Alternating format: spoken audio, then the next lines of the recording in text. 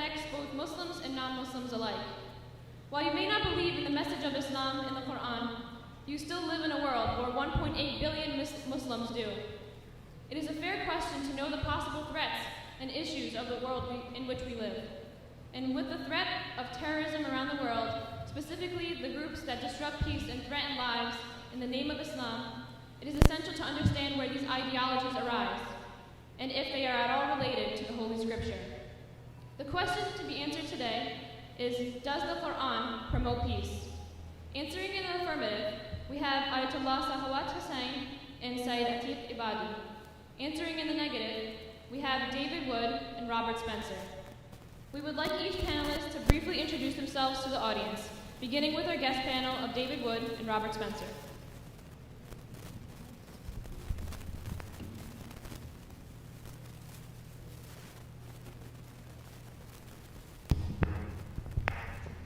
Did you just want like, hi, I'm David, or like,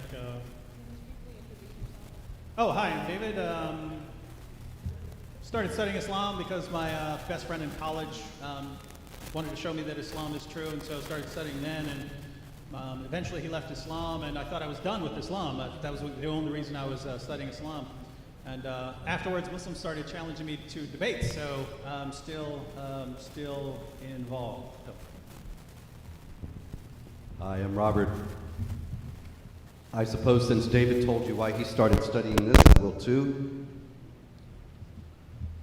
My grandparents were exiled from the last caliphate, the Ottoman Empire, for declining the invitation to convert to Islam. And I was fascinated by their stories growing up and wanted to learn about why that had happened and what exactly was going on. And so I began to read the Quran and to study, and certainly I'm sure we all can agree that if the Quran does promote peace, then there's an awful lot of misunderstanding of that among Muslims, but we'll of course discuss that soon.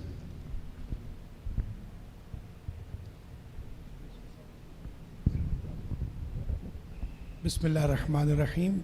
This is Dr. Sakhawat Hussain. I am a humble servant of Islam and humble student of Quran. I have been promoting peace, unity among the human beings, particularly the revealed religions. I am graduate of Qum Seminary. Also, I am graduate of Naulakha Church. I studied over there Christianity at Lahore as well as Islam at Qum. Assalamu alaikum wa rahmatullahi wa barakatuh. Good afternoon, ladies and gentlemen, brothers and sisters. My name is Sayyid Atiq Ebadi, and I am the Imam and leader of religious services at Mosque of Imam Ali in Pennsauken, New Jersey, and also the head of the Imam Mahdi Interfaith Center here in Philadelphia. Before we begin, our audience should remember that food and refreshments will be available throughout the length of today's program. When leaving or coming back to your seat, please do as quietly as possible. We will begin with 20-minute presentations from both sides, followed by 10-minute rebuttals, a break, a question and answer session, and we will end with closing statements.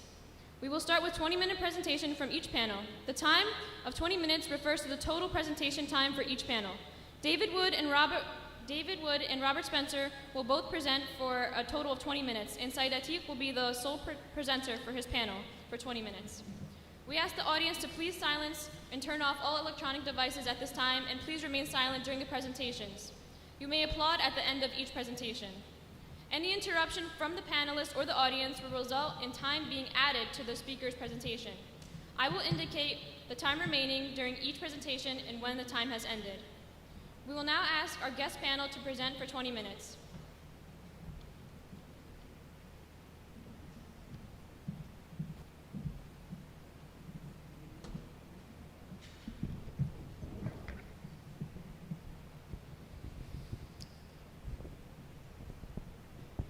Good afternoon. I'd like to thank Sayyid Atiq for arranging this debate.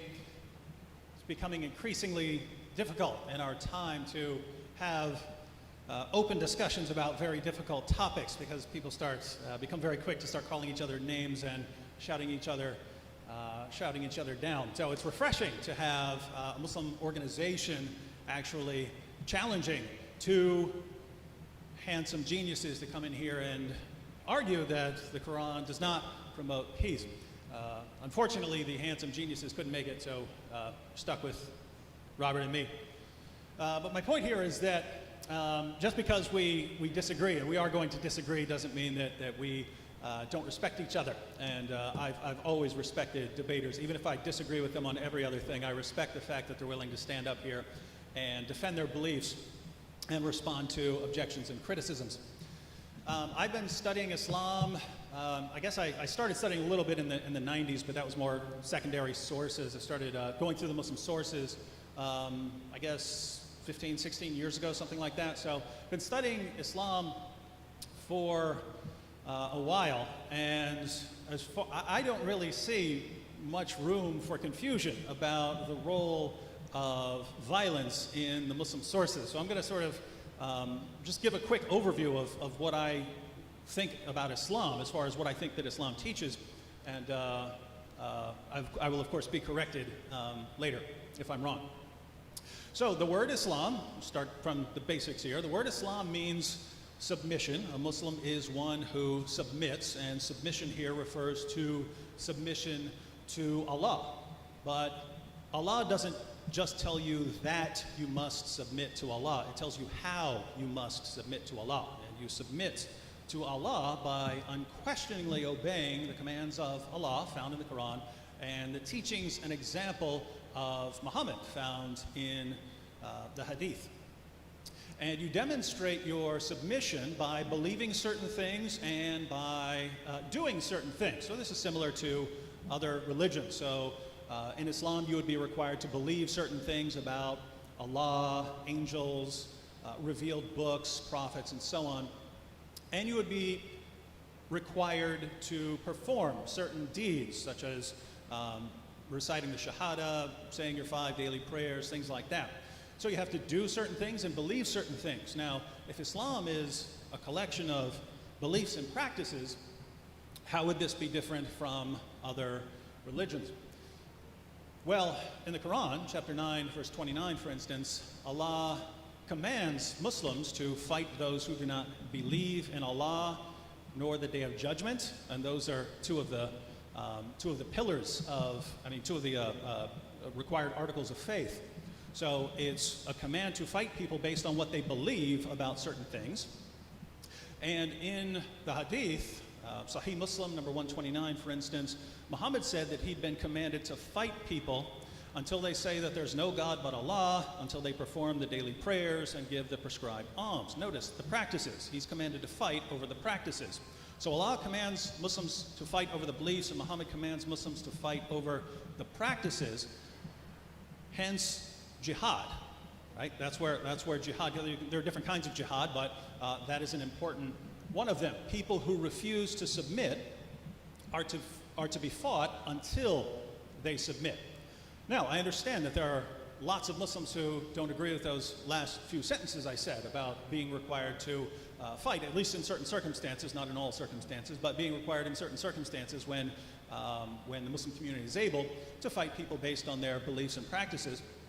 I understand that there are lots of Muslims who don't agree with that, and so the question is, how do they respond to what Allah and Muhammad said in the Muslim sources? And I see three basic ways of responding. And one of the basic ways of responding is by reinterpreting commands in the Quran. So if you open up something in the Quran and you don't happen to like it, you can interpret it in some other way. Especially if it has something to do with violence. So, chapter 4, verse 34, if you fear rebellion from your wife, you can admonish her, banish her to a separate bed, and beat her. Now, when I ask my Muslim friends, what does that mean? What does it mean by, you could, as a last resort, beat her? They tell me that it means you tap her lightly with a toothbrush on the shoulder to show your displeasure. Now, my Muslim friends seem perfectly satisfied with that as a response, but I'm sitting back there wondering when I hear this, if Allah meant tap them lightly on the shoulder with a toothbrush, why not say tap them lightly on the shoulder with a toothbrush? I mean, there are perfectly good Arabic words for saying that sort of thing. So why say the thing that sounds like it's telling you it's okay to beat your wife. Why say that instead of what you really meant? And that's the problem with this response. Over and over again in the Quran, Allah claims to be perfectly clear in His commandments. So when Allah says something, Allah had all eternity to get that exactly the way He wanted, to say exactly what He was commanding you to do. So when a Muslim comes in and says, yes, what Allah said was this, but He really meant something else, it sounds like you're claiming to be more clear than Allah in His perfectly clear word. And that sounds somewhat strange to me, and it sounds strange to many Muslims. So that's one way of responding, and the problem I see with it. The next way of responding is what I call the context defense. Namely that, yes, you can look at verses of the Quran and they sound violent, but if you look at the surrounding verses, you'll see that it's not violent at all, or it's promoting just fighting and self-defense. And just to be clear, I'm a big fan of context. You can distort any book, the Quran or any other book, by ripping words out of context. You can distort my words right now by taking something I just said, completely ripping it out of context and making it sound like I said something else. So it is a correct criticism that context is important. And there are verses where this is perfectly relevant. When people point out chapter 2, verse 191 of the Quran, slay them wherever you find them, it is relevant to point out that a verse earlier, Allah refers to fighting people who are fighting you. So that there's an ongoing fight. It's not talking about just walking out and killing someone in the street outside this church, for instance. So context is relevant, passages like that. The problem is there are other places in the Quran where you can read the context all day long, and you can look at the literary context, that's the verses that come around it. You can look at the historical context, and the verse turns out to mean exactly what it sounds like it means. Fight those who do not believe in Allah or the last day is one of those verses. There's nothing in the context about people attacking you. Nothing historical or literary context, nothing about anyone attacking you. It's about fighting people based on what they believe. So the context doesn't help here. And the third basic response is for Muslims to go to passages of the Quran which do say something peaceful. So if you are a Muslim and someone disagrees with you, you are to say, to you be your religion and to me be my religion. Well, that sounds peaceful. There's no compulsion in religion. That sounds peaceful. Those sound good. Now, what's the problem here? Well, the problem here is those are not sort of the final marching orders of Allah or Muhammad. When we go to the life of Muhammad, we see a pattern emerge. And it's the same pattern we find in the Quran. It's the same pattern we find in the Hadith.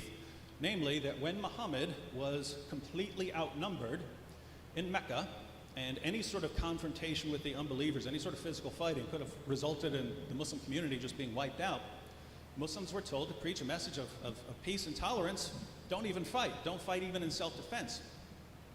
Later, Muslims left Mecca, went to Medina, and were able to form some alliances, had a lot more people on their side, and then the message changed to fight those who fight you. That's when you're fighting people, but the other people have to start the fighting. And so here you have what's called defensive jihad. You fight jihad, but it's for defensive purposes. The other groups have to do something to start it. But those are not the final marching orders. There is a later period when Muslims have the dominant position in society. They have the upper hand. They have the most and the strongest community.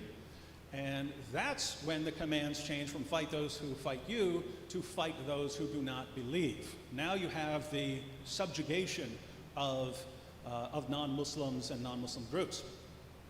So the peaceful verses of the Quran that are used to show that Islam doesn't call for violence against unbelievers, those also fall prey to the context response. You say, what's the context of there's no compulsion in religion? What's the context of these other verses?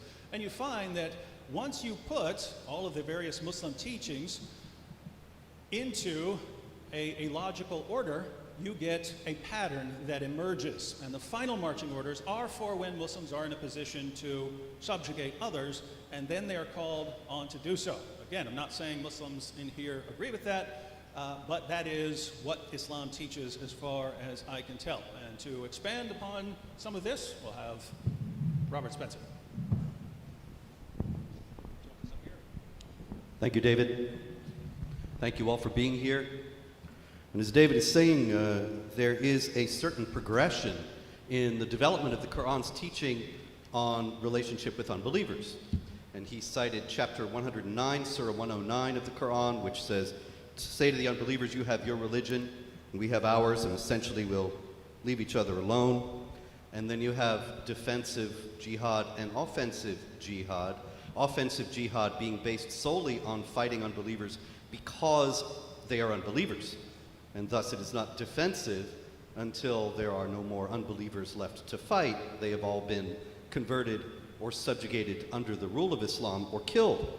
This is not an eccentric understanding of Islam. This was first formulated by Ibn Ishaq, who was Muhammad's first biographer and who wrote his biography of Muhammad in the middle part of the 8th century.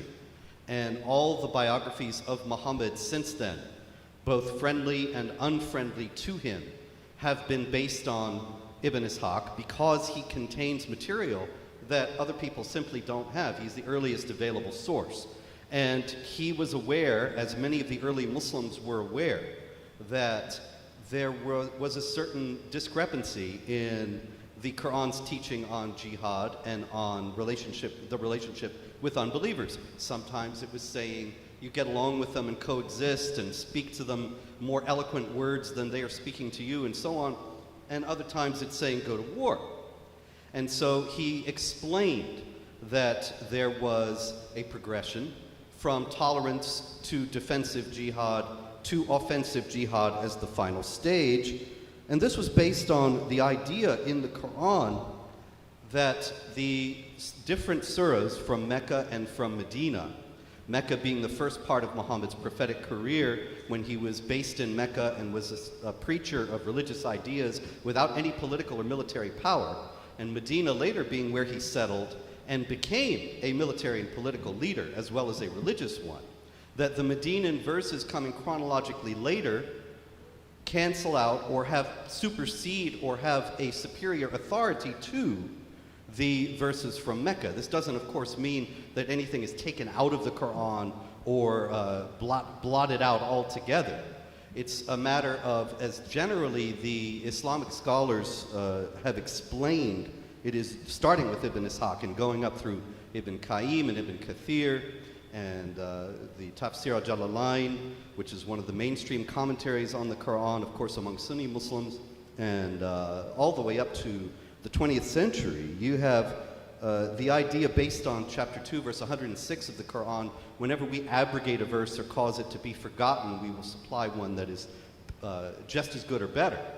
That what comes chronologically later takes precedence over what comes chronologically earlier, and only when the circumstances of the earlier period are replicated are those passages in force. What I mean is this, that when Muhammad was preaching, you have your religion and we have ours, as in Surah 109, the Muslims were small and powerless. So when Muslims are small and a powerless group, they preach, you have your religion, we have ours, Islam is peace. But as they grow in power, just as Muhammad grew in power and began to teach first, fight those who fight you, as in chapter 2, verse 190, and then fight until religion is all for Allah, is in chapter 8, verse 39, then the defensive and then offensive jihad, they kick in.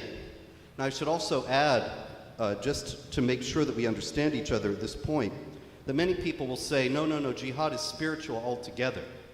And that is very clearly something that is adamantly rejected by the Quran itself. For example, the Quran says in chapter 4, verse 95, not equal are those of the believers who sit at home, except those who are disabled, and those who strive hard, that is wage jihad, jahada, the verb there, and fight in the cause of Allah with their wealth and their lives. Obviously, if jihad were solely, certainly jihad does have the sense of being a spiritual struggle within the soul to better oneself and bring one's life into conformity with the will of Allah. But if that were all that it was, then a verse like this would make no sense, because it's saying, strive hard. Those who sit at home are not equal to those who fight with their wealth and their lives.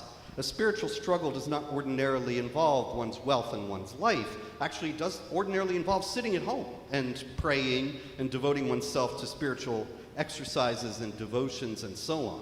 And so, of course, there are many other indications that it's much more than a spiritual struggle, as in chapter 8, verse 41, know that whatever of the war booty you may gain, verily 1/5 is assigned to Allah and to the messenger and to the near relatives of the messenger and the orphans. Obviously, there's no spoils of war arising from a spiritual struggle. That's a hot warfare, clearly, in which prisoners are taken, their property is seized, and so on. This is underscored by a hadith in which Muhammad says, I have been commanded to fight against people until they confess that there is no God but Allah and I am his messenger. And when they do, their lives and their property are safe from me and my followers. In other words, as long as the people confess that there is no God but Allah and Muhammad is his messenger, their lives and property are safe. But if they do not confess that Muhammad is the messenger of Allah and there is no God but Allah, then their lives and property are not safe. They can be seized by the Muslims. And of course, the hadith are full of accounts of various occasions in which exactly that happened, and there were various controversies among the Muslims as to what they should do, how the spoils should be distributed, what should be done with prisoners of war, and so on. So the primary question here is not about a spiritual struggle, but about the nature of the warfare. And in that case, you come to something like chapter 8, verse 39 that I mentioned, where it says, fight until religion is all for Allah. And chapter 9, verse 29 that David mentioned, in which the Muslims are commanded to fight against even the people of the book, which is of course the Quran's term primarily for Jews and Christians, until they pay the jizya, the tax, with willing submission and feel themselves subdued.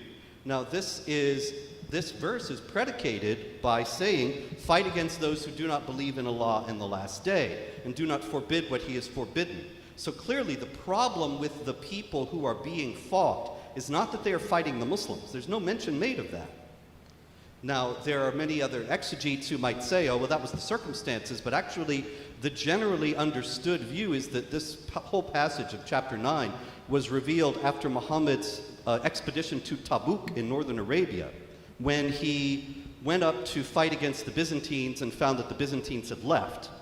But the Byzantines had not attacked the Muslims. He just went up there to fight them and exhorted the Muslims to fight solely on the basis of the fact that these people did not obey Allah and his messenger and did not forbid what he had forbidden.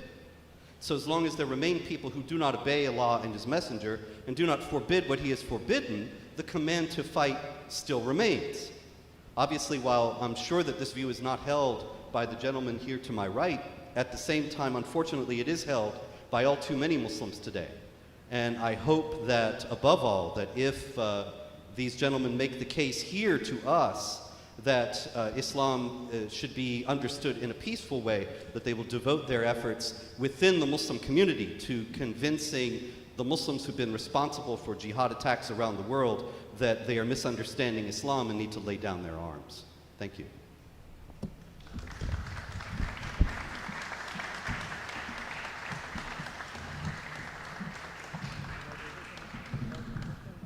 Thank you. We now ask Sayyid Atiq to present his panel for 20 minutes.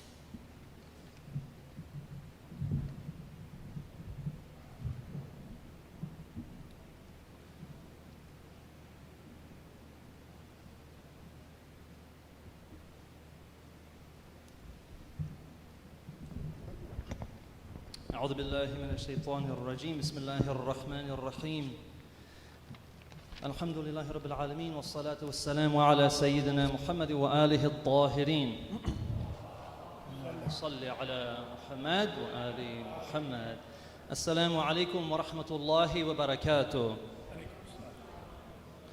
My beloved brothers and sisters, ladies and gentlemen, respected clergy, both on the panel and in the audience, and our respected guests who have graciously accepted our invitation to come and have this discussion with us, we thank you very much, and especially we thank the organizers of Berean Presbyterian Church for allowing us to have this discussion here today. Our debate question is, does the Quran promote peace? Peace doesn't mean that we agree with each other on everything. An environment of peace is an environment that does not have oppression, persecution, or conflict. Peace means that we live our lives and we let other people live their lives as well. As the Quran says in chapter 109, verse number 6, as David Wood said so eloquently, for you is your religion and for me is my religion. Also chapter 7, verse 180 says, and Allah's are the best names, therefore call on Him thereby, and leave alone those who violate the sanctity of His names, they shall be recompensed for what they did. So naturally our debate question should be answered with reasoning and with evidence. As the Quran says in chapter 2, verse 111, it says, say, bring your proof if you are truthful. Now the Quran is a single book. It is not a collection of books. It's not an anthology. It's not a collection of short stories. It is a single book, so we should not cherry pick its verses. The Quran says in chapter 2, verse 85, do you then believe in a part of the book and disbelieve in the other? One part of the Quran explains another part of the Quran. We also cannot overlook the meanings of words or phrases. Translations into languages other than Arabic are sufficient for understanding the basics of Islam and for a person to be a good Muslim. But an expert on the Quran must have a minimum understanding of the language of the Quran. And what Muslims believe, what Muslims say or they do is not evidence. Whatever contradicts the Quran is not evidence in our debate. And we cannot interpret the Quran according to our own biases or our own limitations. We must allow the Quran to speak for itself. And also we may use hadith as evidence. Hadith are accounts of what people saw or heard from Prophet Muhammad. Hadith also includes the words and actions of the 12 successors from his family. So we have Prophet Muhammad saying in a widely accepted narration, he says, I'm leaving among you two weighty and important things. The one being the book of Allah and the second are the people of my house.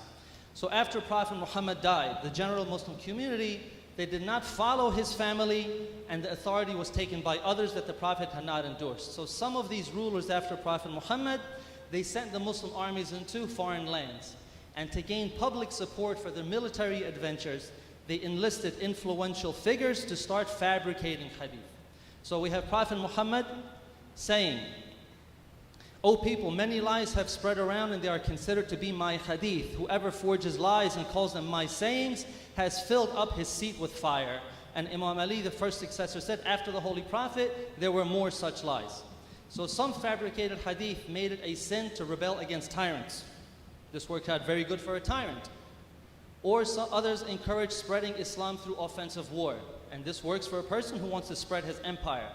Now Prophet Muhammad has said that if a hadith agrees with the Quran, you should accept it. But if it contradicts the Quran, then you reject it. So the Quran presents Prophet Muhammad as a warner, as a reminder, as a guide, as a mercy to the world, but never introduces him as one who brings war. Prophet Muhammad has said that God has said, woe upon those who treacherously use religion for their worldly goals and fight those who command people to yield to justice. Woe upon those among whom the believers live frightened and hide their belief.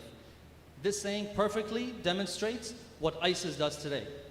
Or he said, Allah has cursed the one who kills someone other than the one who tries to kill him, or strikes against someone other than the one who tries to strike him. And he said, a believer spending days and nights with suffering from the losses of his loved ones is better than his spending days and nights in the state of war. We seek protection from Allah against war. A man asked the 6th Imam, as we believe there are 12 Imams after Prophet Muhammad, asked the 6th Imam, I mobilized and faced the disbelievers. Should I fight them before calling them to Allah? And the Imam said, if they mobilize and fight, then you were drawn into it. But if they are people who have not mobilized and had not fought, you can do nothing but invite them to Allah. A man, in another narration, had acquired a sword and a horse, and people asked the 8th Imam what that man should do. And the Imam said, he should serve as a guard, but he must not fight. The people then asked, do you say that if the Romans entered the land of the Muslims, they should not stop them? And the Imam answered, their duty is to be on their guard, but not fighting. However, if the center of Islam, the center of the Muslim nation, and Muslims are in danger, then one must fight. After Prophet Muhammad, one ideology supported self-defense, which is the message of the 12 Imams. who the Prophet endorsed and commanded the Muslims to follow, and another group fabricated hadith and narrations to justify their militarism, such as we have today with the Wahhabi ideology, which is the ideology of ISIS and Al-Qaeda and the Taliban. So these terrorist groups, they all follow this ideology, and this doctrine goes all the way back to those tyrants who were fabricating and making up hadith after the Prophet. Imam Hussain was the third Imam after Prophet Muhammad, and he was the grandson of the Prophet. And in his time, he led an uprising against a tyrant named Yazid. Imam Hussain, he said, "Verily, I have not risen up because of provocation, nor arrogance, nor to cause chaos, nor as an oppressor, and verily I have come out seeking the reformation of the nation of my grandfather Muhammad." Meaning that after Prophet Muhammad, the nation had gone away from his teachings, and now the one that the Prophet had established and endorsed and commanded the Muslims to follow, he must reform that nation, that religion, back to what the Prophet had taught. So Imam Hussain and 72 of his supporters, they stood against Yazid's army of 30,000. And on that day they became martyrs, even as they called the enemy to abandon tyranny. And this epic of Karbala is the true meaning of jihad, which means standing against tyranny and oppression. Imam Hussain also said, "O people, the Prophet of Allah said, whoever sees a tyrant king acting towards the servant of God with sin and tyranny, then if he does not act against that king through practice or speech, it is Allah's right to make him enter into the tyrant's place of entry," meaning the hellfire. So after Prophet Muhammad, there were certain dynasties that fought each other for power, and the 12 Imams were a thorn in their side because they spoke against tyranny and against oppression. This continues today as the followers of the 12 Imams. They fight against the Wahhabi ideologies of ISIS and Al-Qaeda. And terrorists like ISIS, they hate the Shia, they hate the followers of the 12th Imam because of their call to follow these 12 Imams. And the Shias are the primary targets of these terrorists, and the Shias and the Sunnis, even today, they're on the front lines fighting and dying against ISIS. Every year, more than 20 million people, Shias, Sunnis, Christians, Hindus, people from other religions, they gather in Karbala to commemorate the sacrifice of Imam Hussain and to show their opposition to terrorist groups like ISIS. And this is the message of the 12 Imams who taught what is consistent with the Quran and what is consistent with the tradition of Prophet Muhammad. But we do not accept the hadith just because it is attributed to the 12 Imams. The Quran is from God, therefore it is infallible and perfect, but the hadith are transmitted to us through people. Therefore, a hadith cannot be evidence in this debate if it contradicts the Quran. So with this standard, the answer is a definite and absolute yes, that the Quran promotes peace through justice. One major aspect of peace is not to be forced into any belief. So the Quran says, chapter 28, verse 56, "Verily, you cannot guide whom you love, but Allah guides whom He pleases. Will you then force men until they become believers? And it is not for a soul to believe except by Allah's permission." Or Allah says, "Call to the way of your Lord with wisdom and goodly exhortation, and have disputations with them in the best manner. Verily your Lord best knows those who go astray from His path, and He knows best those who follow the right way." And He says, "For you is your religion, for me is my religion, and also there is no compulsion in religion." Or Allah also says that He alone is the one who judges people's place in the afterlife. Chapter 2, verse 62 says, "Verily those who believe, and those who are Jews, and the Christians, and the Sabians, whoever believes in Allah and the last day and does good, they shall have their reward from their Lord, and there is no fear for them, nor shall they grieve." The Quran says that there is no superiority between one race over another race. The Quran says, "O mankind, verily we have created you from a male and a female, and made you tribes and families that you may know each other. Verily the most honorable of you with Allah is your most pious." And Allah says that you should make peace between men even if you swear by God's name that you will not. He says, "And because of your swearing by Him, do not make Allah an obstacle to your righteousness and piety in making peace between men." And He says, "And Allah invites to the abode of peace and guides whom He pleases into the right path." So the Quran's default position is peace, and relations between people are predicated on peace. As the Quran says, it may be that Allah will bring about friendship between you and those whom you hold to be your enemies among them. And Allah is powerful, and Allah is forgiving and merciful. Allah does not forbid you respecting those who have not made war against you on account of your religion, and have not driven you forth from your homes, that you show them kindness and deal with them justly. Verily Allah loves the doers of justice. Allah only forbids you respecting those who made war upon you on account of your religion, and drove you forth from your homes, and backed up others in your expulsion, that you take them as guardians. Whoever takes them as guardians, these are the unjust. So the Quran mentioned fighting when the Muslims had to defend themselves, as our guest panel so eloquently said. As the Quran says, permission to fight is given to those upon whom war is made because they are oppressed. And the good and the evil are not alike. So repel evil with what is best, so then he between whom and you was enmity would be as if he were a warm friend. So the Quran's formula for fighting is very simple. Defend yourselves if you're attacked. Observe the limits of just warfare. Fight the enemy wherever they may be.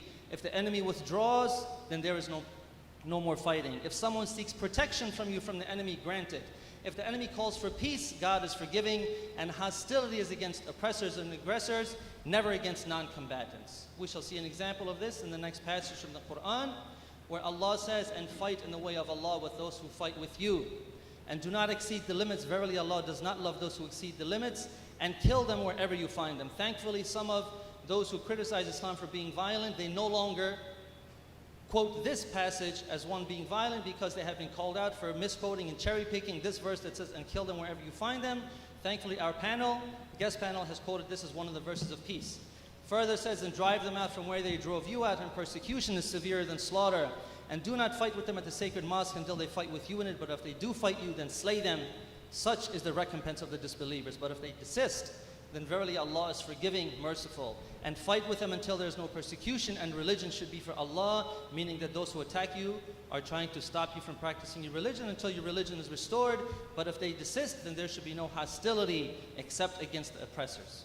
Now, if the Quran wanted total domination, according to the doctrine of stealth jihad, or the 3 stages of the jihad that our guest panel explained, if the Quran wanted total domination, it would have commanded the Muslims to keep on fighting. Some may say that the Muslims were not strong enough to overpower their enemy, but an enemy that stops fighting, an enemy that calls for peace, does so because they have been overpowered.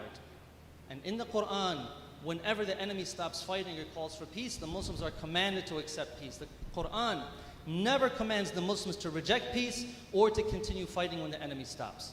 The Quran says in chapter 9, verses 3 to 13, and this is what some people ominously call the verse of the sword. The passage says, and announce a painful punishment to those who disbelieve, except those of the polytheists with whom you made an agreement, then they have not failed you in anything and have not backed up anyone against you. So fulfill their agreement to the end of their term. Verily Allah loves those who are careful of their duties. So there was a peace treaty between the polytheists of Mecca and the Muslims, and the polytheists of Mecca violently broke that treaty by killing some of the Muslims.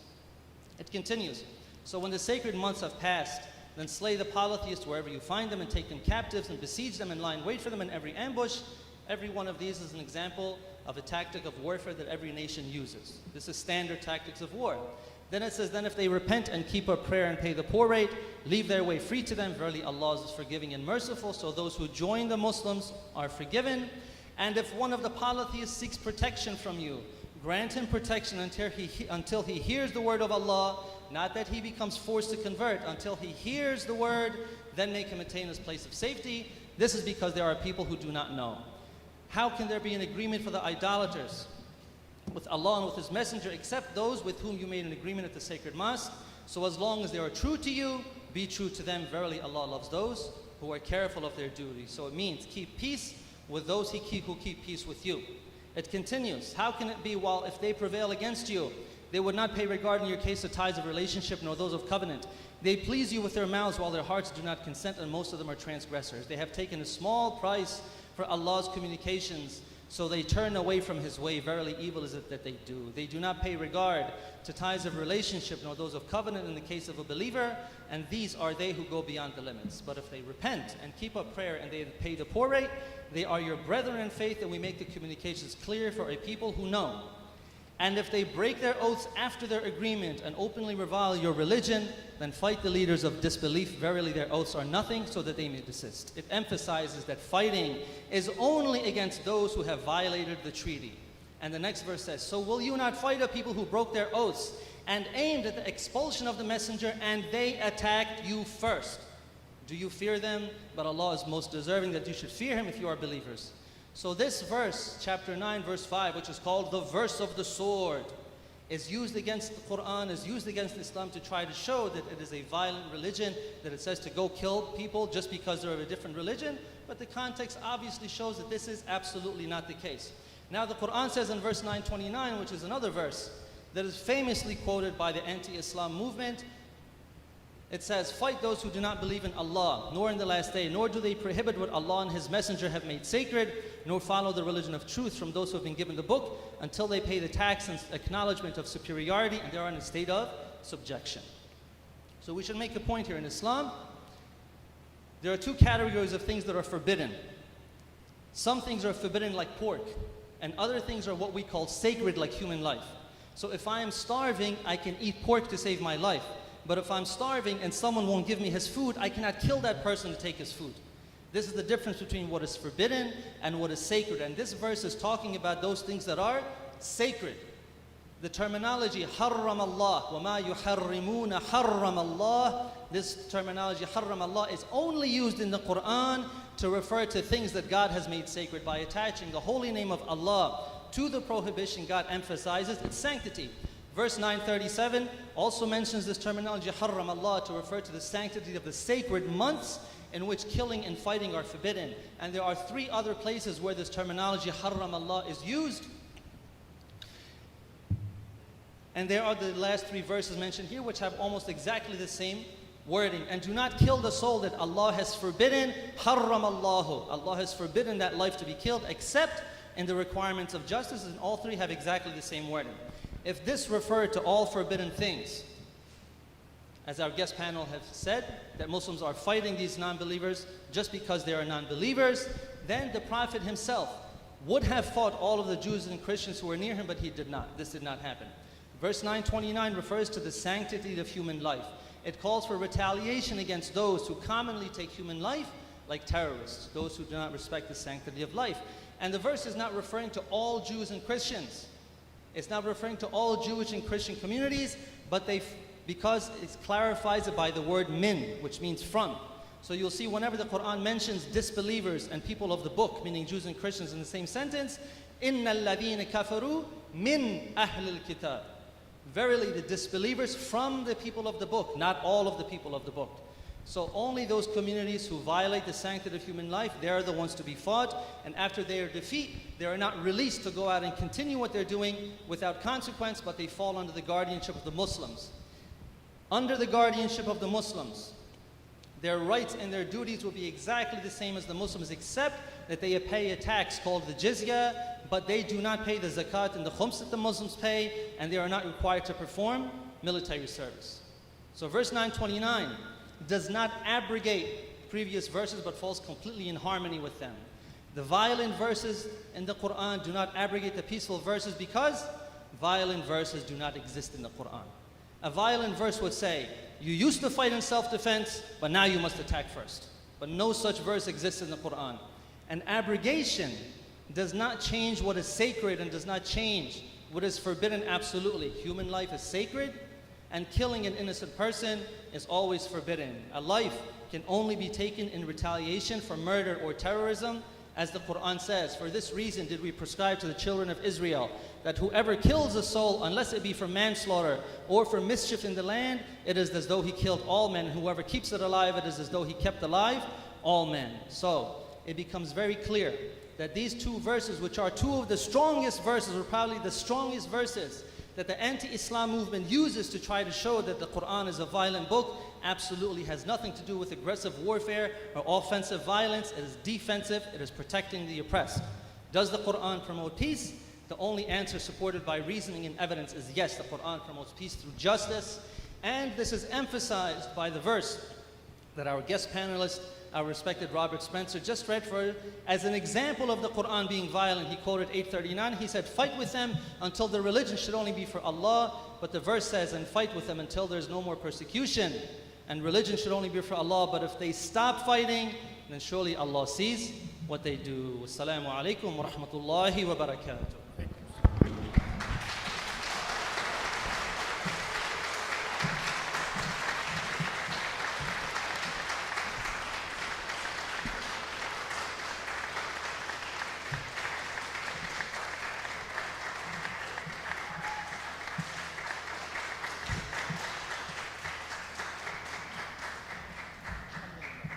Thank you. We will now ask our guest panel to give their rebuttal for 10 minutes.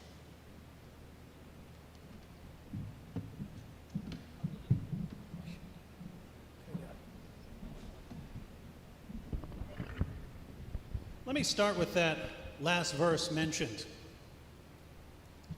Chapter 5, verse 32 of the Quran, just to give you an example of what I'm referring to. Because of that, we ordained for the children of Israel that if anyone killed a person not in retaliation of murder or to spread mischief in the land, it would be as if he killed all mankind. Notice that this is a command for the children of Israel. It's actually a quotation from the Talmud. But what's not in the Talmud is that qualification, except if they spread mischief in the land. Now, what does that include? Because you're not supposed to kill someone unless they murder someone or spread mischief in the land. What's included in that spreading mischief? Well, it's used in the Quran in a bunch of ways, and according to Muslim scholars like Ibn Kathir, it even includes unbelief. So that's, as far as I can tell, the most peaceful verse in the Quran, and that's allowing a lot, but it's saying that this is for the children of Israel. The very next verse is directed towards Muslims, and the very next verse right after this says, the recompense of those who wage war against Allah and His Messenger and do mischief in the land, once again you're doing some sort of mischief in the land, is only that they shall be killed or crucified, or their hands and their feet be cut off from opposite sides, or be exiled from the land. That is their disgrace in this world, and a great torment is theirs in the hereafter. So, when Allah tells you about the value of a human life, He can't go one verse without calling for killing, crucifixion, and dismembering people, all for the vague crime of spreading mischief in the land. What does that mean? Well, seems like it could mean all kinds of things. Anything you find in some Muslim source about what involves mischief, well, now you have justification for killing or dismembering them and crucifying them. So, very interesting how when we talk about the context of the Quran and we talk about something like Surah 5, verse 32, it does help to read the actual context. Now, we had a very interesting interpretation of Surah 2, verse 85. Do you believe in part of the book and disbelieve in the other? Why do I say this is an interesting interpretation? Well, chapter 2, verse 85 is directed towards the Jews. The whole passage is talking to the Jews. And this passage is talking about the Jews violating the Torah. And the response is, do you just believe in part of the book and not in another? So if we're talking about context, this is talking to Jews, not to Muslims on how to interpret the Quran. Second, it doesn't say, do you follow every part of the book equally? It says, do you believe in only part of the book? We're not talking about not believing in parts of the Quran. As a Muslim, you would believe in all of the Quran. But that doesn't mean that all of them are apply equally at all times. If you are saying that, that would go against 14 centuries worth of interpreting the Quran, Sunni and Shia. Now, we heard an interesting interpretation of the Hadith, which I would agree with. If Hadith contradicts the Quran, it must be rejected. Now that would go both ways, by the way. If we find something peaceful in the Hadith that contradicts something that Allah clearly says in the Quran, then we would have to question that Hadith on those grounds. We had a quotation from chapter 60, verse 8 of the Quran, which you're not prevented from showing kindness if one of your family members who's a pagan happens to come to you. That's the historical context. You're allowed to show kindness, but the idea was that that might help them convert to Islam. We have records of Muhammad giving gold to people over and over again until they would love him so much that they would convert. But if we're talking about context, we can't ignore the fact that just 4 verses earlier, we have the story of Abraham, and Abraham says to the unbelievers, now there is endless hostility between us, and we can't end the hostility until you convert to Islam. So here we have a peaceful verse of the Quran. This shows that the Quran is peace. And just a few verses earlier, in the same context, we have Abraham saying, there can't be peace between us until you convert to Islam. And the exact same verse, chapter 60, verse 4, look it up, says that Abraham is an example for the Muslims. So, if, over and over again, any peaceful passage of the Quran that we turn to, we find something that really seems to contradict it, it's very easy to say, well, the peaceful part that I really like here, that's the part that applies. This other violent part, it can't mean what it sounds like it means. I have to assume that Allah means the peaceful part. My view is that Allah meant them all, right? If he's talking about showing peace towards someone in certain circumstances, Allah means that. If he says fight those who do not believe in Allah, he means that as well. The only way to reconcile these passages is as an unfolding revelation that was impacted by the situation that Muslims were in, because Muslims were in different situations during the time of Muhammad, and different rulings are going to apply. This doesn't change the fact that the final marching orders have nothing to do, and you can read the chapter, matter of fact, maybe we'll read it later, chapter 9, verse 28 through chapter 9, verse 23. That's the passage talking about dealing with Jews and Christians. There is not one word in that passage about anyone doing anything other than believing the wrong thing or practicing the wrong religious belief. Not one word about fighting. And to expand on this, Robert Spencer. Thank you, David. Our esteemed colleague, my friend here, was very right in warning about fabricated hadith. And he quoted quite a few hadith. Actually, I happen to have the source that he was using for the hadith that he quoted, the hadith collection Al-Kafi, and it is generally considered to be reliable among Shiite Muslims. And in it, it says, this is one of the passages he did not quote, that Muhammad is quoted as saying, mobilize in the name of Allah and in the way of Allah. Fight those who reject belief in Allah.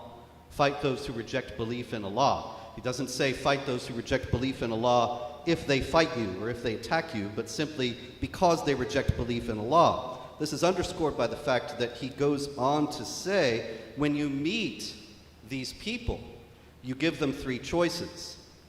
Call them to al-Islam. So in the first place, you are addressing the fact that they are not believers.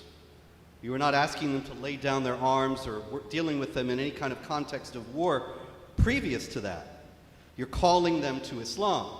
If they reject that, then you ask them to pay the tax, the jizya, which was explained very ably, except for the fact that the other part of the passage, chapter 9, verse 29, says, with willing submission and feel themselves subdued. And the non-believers who have been under this agreement in Islamic lands have always lived in a state of subservience, denied basic rights, having to submit to various humiliating and discriminatory regulations that made sure that they felt themselves subdued.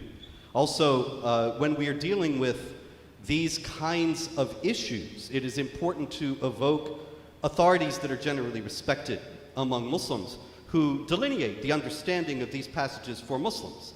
After all, no Muslim is believing what Spencer thinks about Islam, nor should any Muslim. But if you were a Shiite, then of course the Ayatollah Khomeini is a highly respected figure, somebody who devoted his life to understanding Islam properly, somebody who was revered in the Islamic Republic of Iran and worldwide among Shia for his knowledge of Islam. And he, of course, said this: those who know nothing of Islam pretends that Islam counsels against war. Those who say this are witless. Islam says, kill all the unbelievers just as they would kill you all. Does this mean that Muslims should sit back until they are devoured? Islam says, kill them, put them to the sword, and scatter their armies. Does this mean sitting back until non-Muslims overcome us? Islam says, kill in the service of Allah those who may want to kill you. Does this mean that we should surrender? Islam says, whatever good there is exists thanks to the sword and in the shadow of the sword. People cannot be made obedient except with the sword. The sword is the key to paradise, which can be opened only for the holy warriors. There are hundreds of Quranic psalms and hadiths teaching Muslims to value war and to fight. Does all this mean that Islam is a religion that prevents men from waging war? I spit upon those foolish souls who make such a claim. Thus the Ayatollah Khomeini. And finally, Muhammad himself, also in the Hadith of Al-Kafi, the very first passage that he is in this book, this section on jihad, he says, the Messenger of Allah has said, all good things are with the sword, under the shadow of the sword, and people cannot be improved without the sword. Swords are the key to paradise or hellfire. That is not peace. Thank you.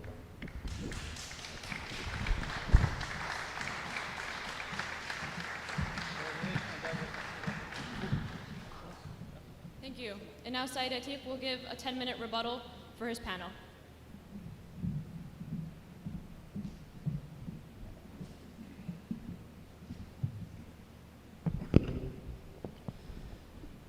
أعوذ بالله من الشيطان الرجيم بسم الله الرحمن الرحيم.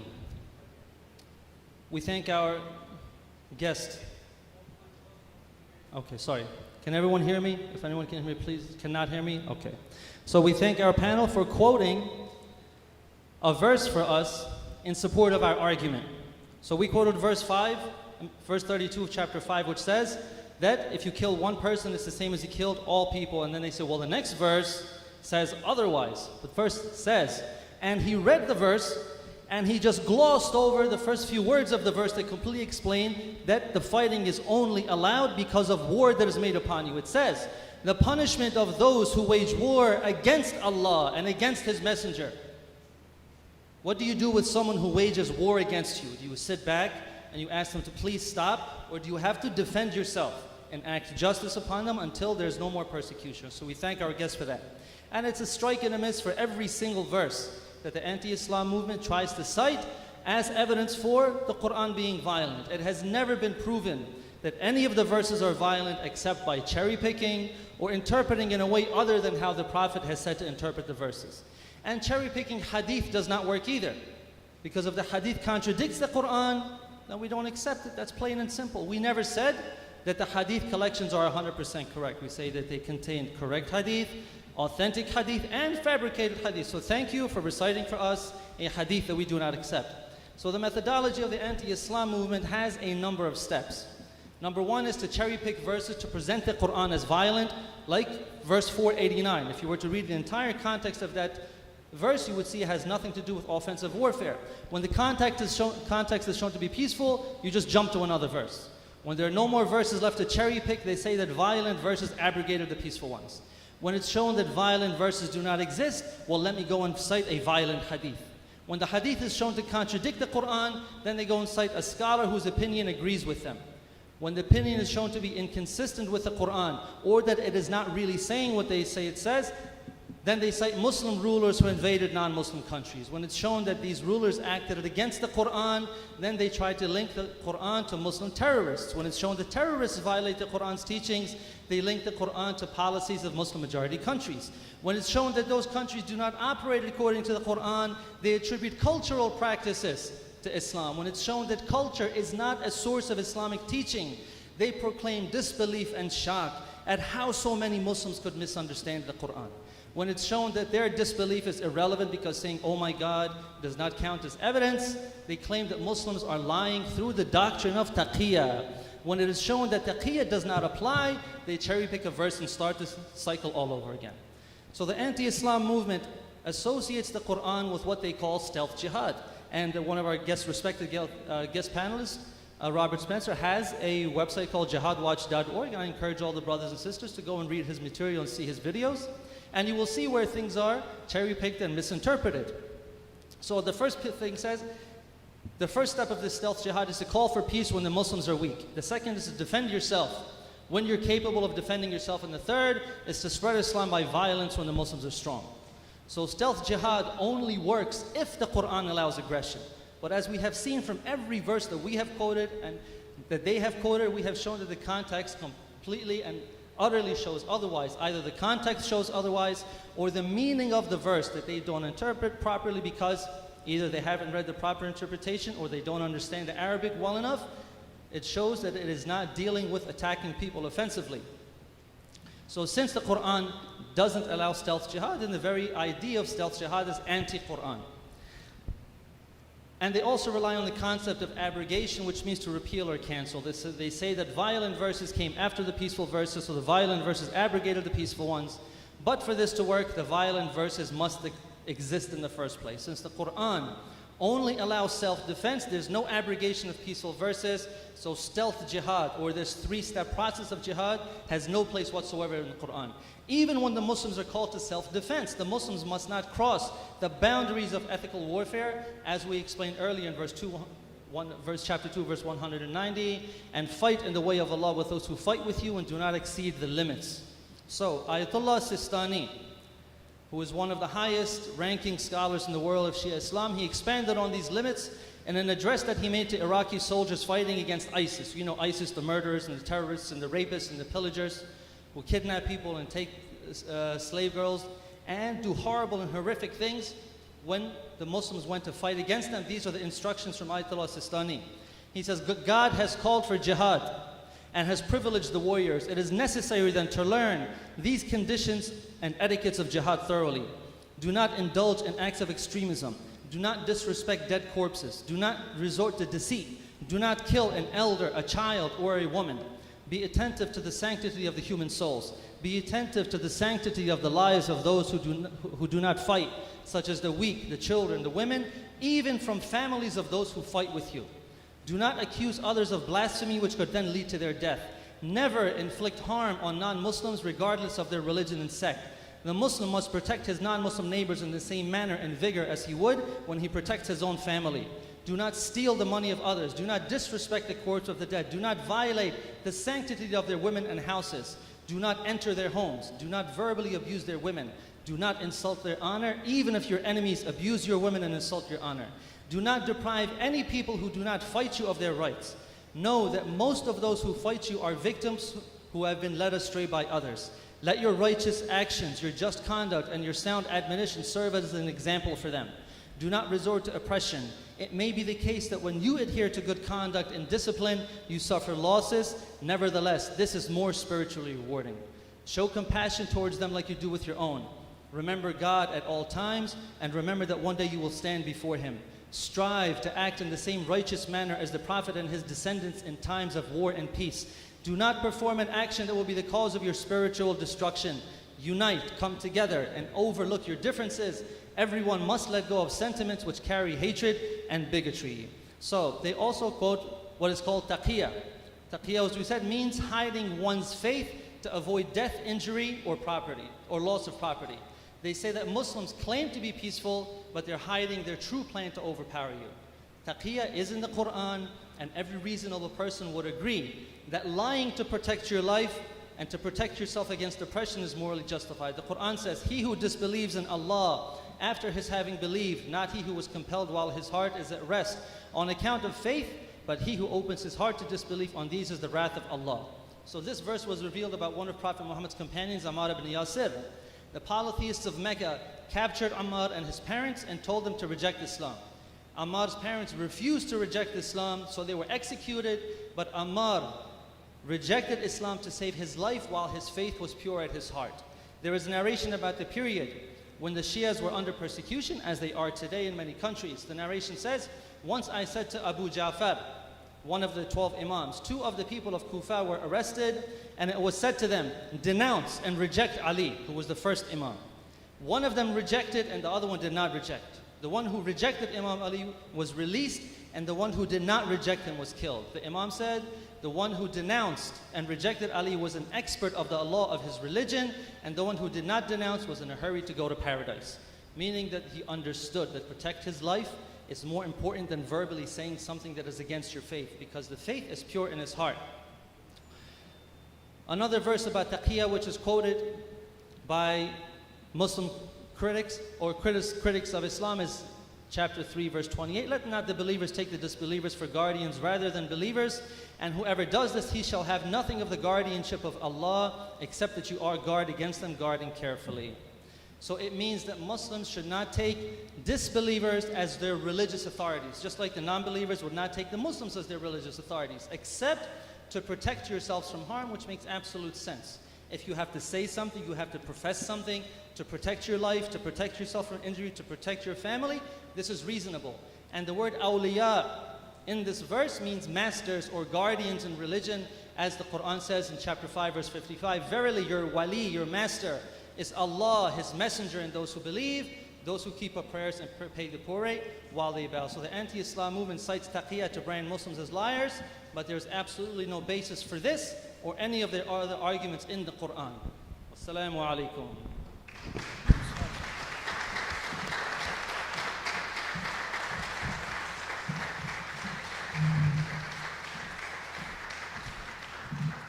thank both panels for their presentations. We will now have a 20-minute break followed by a question and answer session. We recommend that the audience use this time to prepare questions for either panel. Note cards and pens will be distributed. Please indicate which panel your question is which panel your question is for, and please be concise, and questions should be related only to today's topic. Return your question cards to any of the volunteers circulating around, and we will reconvene in 20 minutes. And we ask all audience members to be in their seats so that we can begin promptly. Thank you.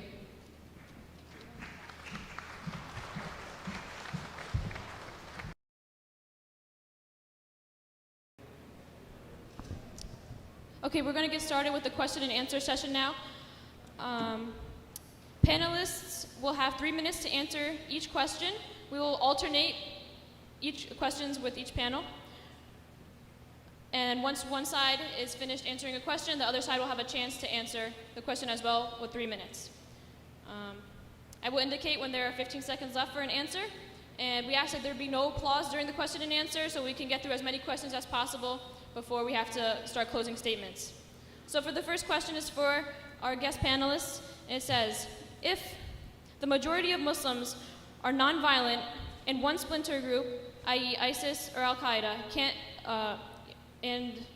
can only the logical conclusion be that the minority is in the wrong with the skewed interpretation of the Quran?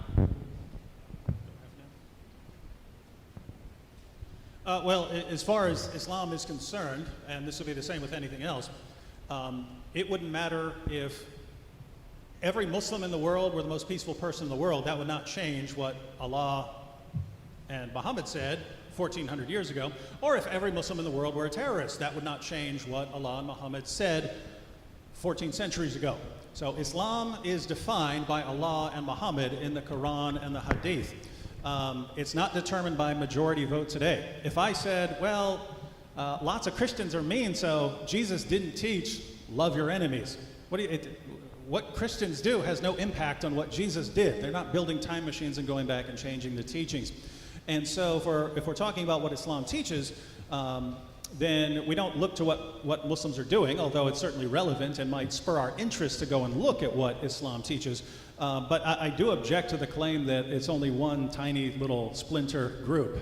Did you want to comment on that, Robert? Yeah, actually, there's ISIS, there's Al-Qaeda, there's Boko Haram, there's Abu Sayyaf, there is Jamaat Islami, there is Hezbollah and Hamas. There are armed jihad groups all over the world, on every inhabited continent. And they all point to the Quran and the teachings of Muhammad to justify what they do. One question we would have is if this understanding of Islam, represented by what we've heard today from the other side, is the correct one, then why is it that so many Muslims don't get it? 30,000 Muslims from around the world believed in ISIS enough to go from their countries, from 100 different countries around the world, to join ISIS in Iraq and Syria. Why is it that they were not taught properly? Why is it that they're in their local mosques and from their parents who were Muslims, they didn't learn the true peaceful Islam? Why is it that Islam has failed so spectacularly to communicate this message of peace to so many tens of thousands of Muslims worldwide? Why is it that all these people who misunderstand Islam misunderstand it in the same exact way as to think that it mandates warfare against unbelievers, and that you can find Muslims waging war against unbelievers throughout the history of Islam? These are questions that actually show that the idea that Islam teaches peace is based on a very weak reed that has no foundation in Islamic tradition. Or otherwise we would see large-scale movements not just not joining ISIS, but actively fighting against it. And yet Muslims against ISIS groups and demonstrations have always gotten like 25 or 50 people, whereas demonstrations against cartoons of Muhammad or things like that get tens of thousands. So as we said in our rebuttal, disbelief and shock is not evidence. So I can't say, oh my God, I can't believe why so many Muslims misunderstand it. This is not evidence. My shock and disbelief at why so many Muslims misunderstand the message of the Quran, that shock and disbelief is not evidence in itself. And as David Wood very eloquently said, even if all of the Muslims of the world were peaceful, if the Quran was teaching a message of violence, then all of those Muslims being peaceful does not make the Quran peaceful. But in the same way, if a majority of the Muslims, even if all of the Muslims were violent, it would not make the Quran violent. The religion is separate by itself in one side, and the people and what they do is completely something else on the other side, and this goes for any religion. What Christians or Muslims or people of any religion have done in the past is not a reflection of the religion itself. The religion is completely separate. So we do not say that just because the majority or a minority of people do something that is what determines what the scripture teaches. No. Truth is not determined by the majority. Truth stands by itself no matter how many people believe it. So as we said, there is absolutely no verses of violence whatsoever in the Quran, and all of the verses that they have constantly been quoting. For example, one of the verses that is famously quoted as being a verse of violence is chapter 4, verse 89.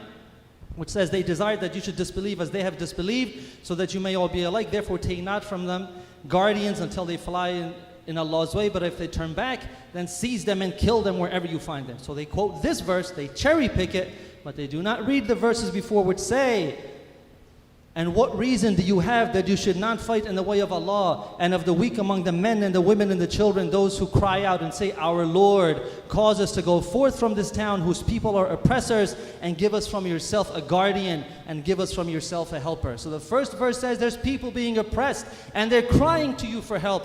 Why don't you go and help them? Then the verse says go and fight them. And then the verses afterwards, just as the passages before, they qualify and they limit. It says do not cross the limits. If they ask for peace, you respect that. But if they do not ask for peace, then you fight for justice. 40 seconds.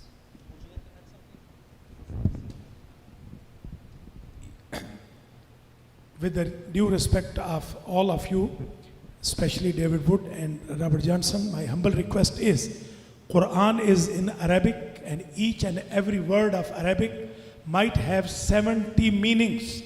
So this is very important to learn. Hebrews words, they do not have 70 meanings. The Bible was revealed in Hebrew and now it is in English. There are a lot of misconceptions about Quran, and we should remove that, and we cannot judge from the individual's theology of a religion.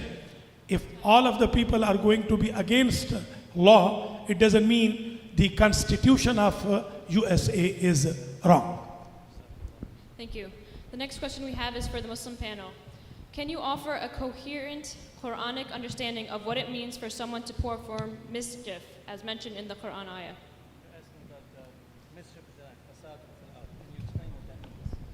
As I said earlier, fasad doesn't mean only the difference. Fasad doesn't mean the difference of opinion. That has a word, ikhtilaf. Fasad mean to create something wrong which causes the terrorism, وَقَاتِلُوهُمْ حَتَّى لَا تَكُونَ فِتْنَةً. Fitna, al-fitnatu akbaru min al-qatl. Even Quran says this mischief is worse than killing. If terror is going to be promoted, so every government and every religion follower will be against those terrorists. This is not against the difference of opinion. So just to quickly clarify the words that he was using, fasad, in the verse that is quoted so oftenly by saying there is a phrase which is used in many verses of the Quran which says, and those who make mischief in the land, وَيُفْسِدُونَ فِي الْأَرْضِ, they make mischief in the land.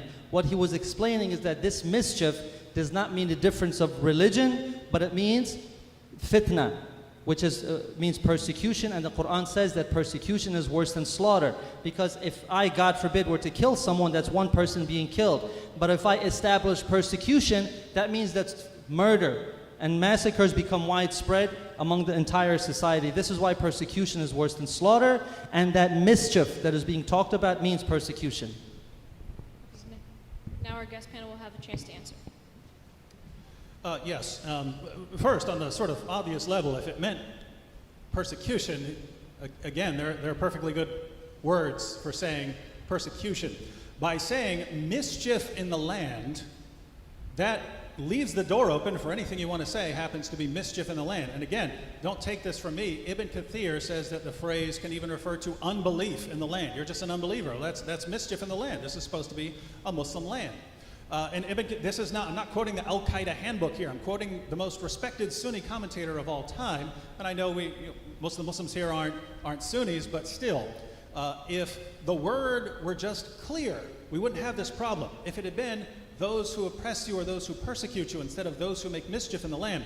And the reason this is relevant is because Sayyid Atiq earlier quoted Surah 532, then I quoted Surah 533 as a response, and he says, but it talks about making warfare against Allah and Muhammad, but that's the idea. How do you make warfare against Allah? Somewhere else, right? I mean, it's not talking, you don't march an army against Allah, you would do what? Well, there are Muslim commentators who say it includes opposing Sharia, standing in the path of Islam, all sorts of things. And that's my real point. If you want to interpret mischief, you can interpret mischief as whatever you want. But by not making any sort of clear term, the door is wide open to say, oh, we get to kill people who make mischief. That Christian over there is making mischief, he just preached the gospel. That Jew over there is making mischief, he didn't, he ate the wrong thing or something like that. So, big problem.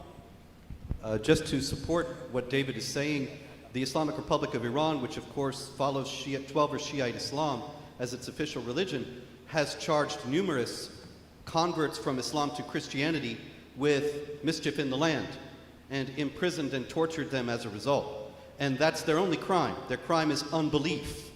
And so it's very clear that the Ayatollahs who are learned in Shiite Islam, who lead the Islamic Republic of Iran, understand mischief in the land as involving unbelief and not simply regarding persecution by unbelievers against the Muslims. Okay. It says, directed to both Mr. Wood and Mr. Spencer, how long have you studied the Quran, and have you ever consulted someone from the Islamic community to go over the text? There are lots of books out there on Islam. I've read almost none of them if they're modern books. That is how I actually started. I was taking a class on Islam in college. I was major in philosophy with an emphasis in religious studies, so we had to study Islam and study modern books. But afterwards I started studying the Quran and the Hadith, and since then I've relied almost completely on Islam's most trusted sources. So the Quran, the Hadith, the earliest biography, Ibn Ishaq, and the most respected Islamic scholars of all time. So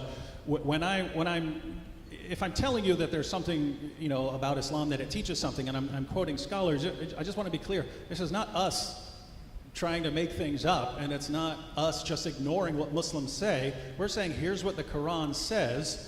Here's what Islam's most trusted sources say about it. Here's what some of Islam's most respected scholars of all time said about it. Therefore, we're telling you.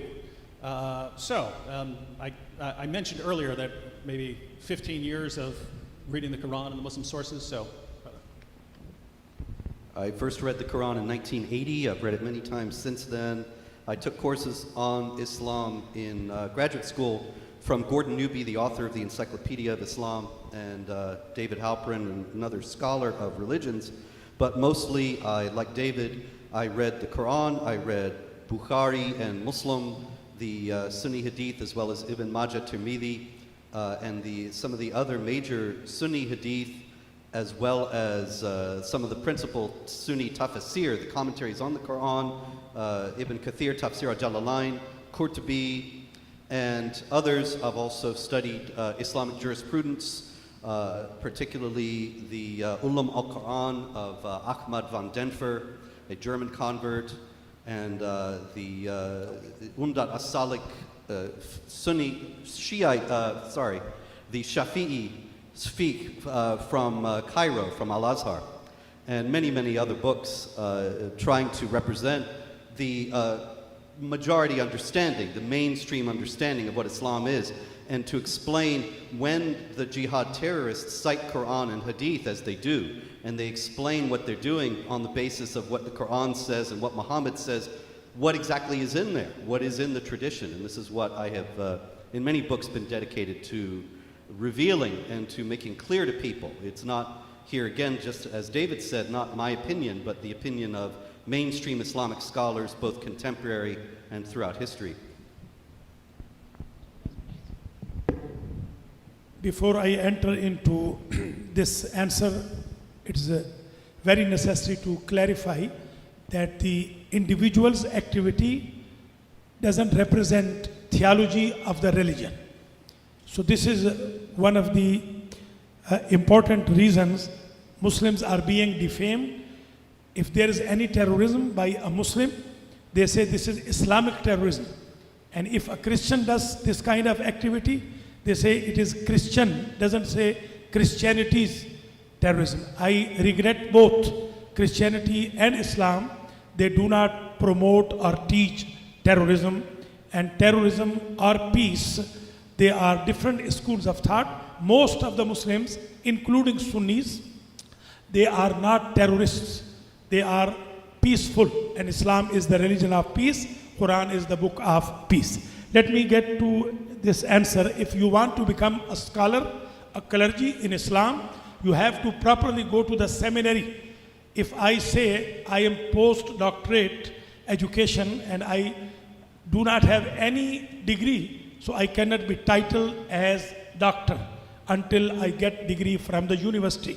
If someone wants to become a scholar, should study all the Arabic grammar, all logic and philosophy, all ilm badi', ilm ma'ani, bayan, etc., and then can go into the interpretation of the tafsir. Only studying of the tafsir or studying of the Quran, it doesn't indicate that a person is scholar now.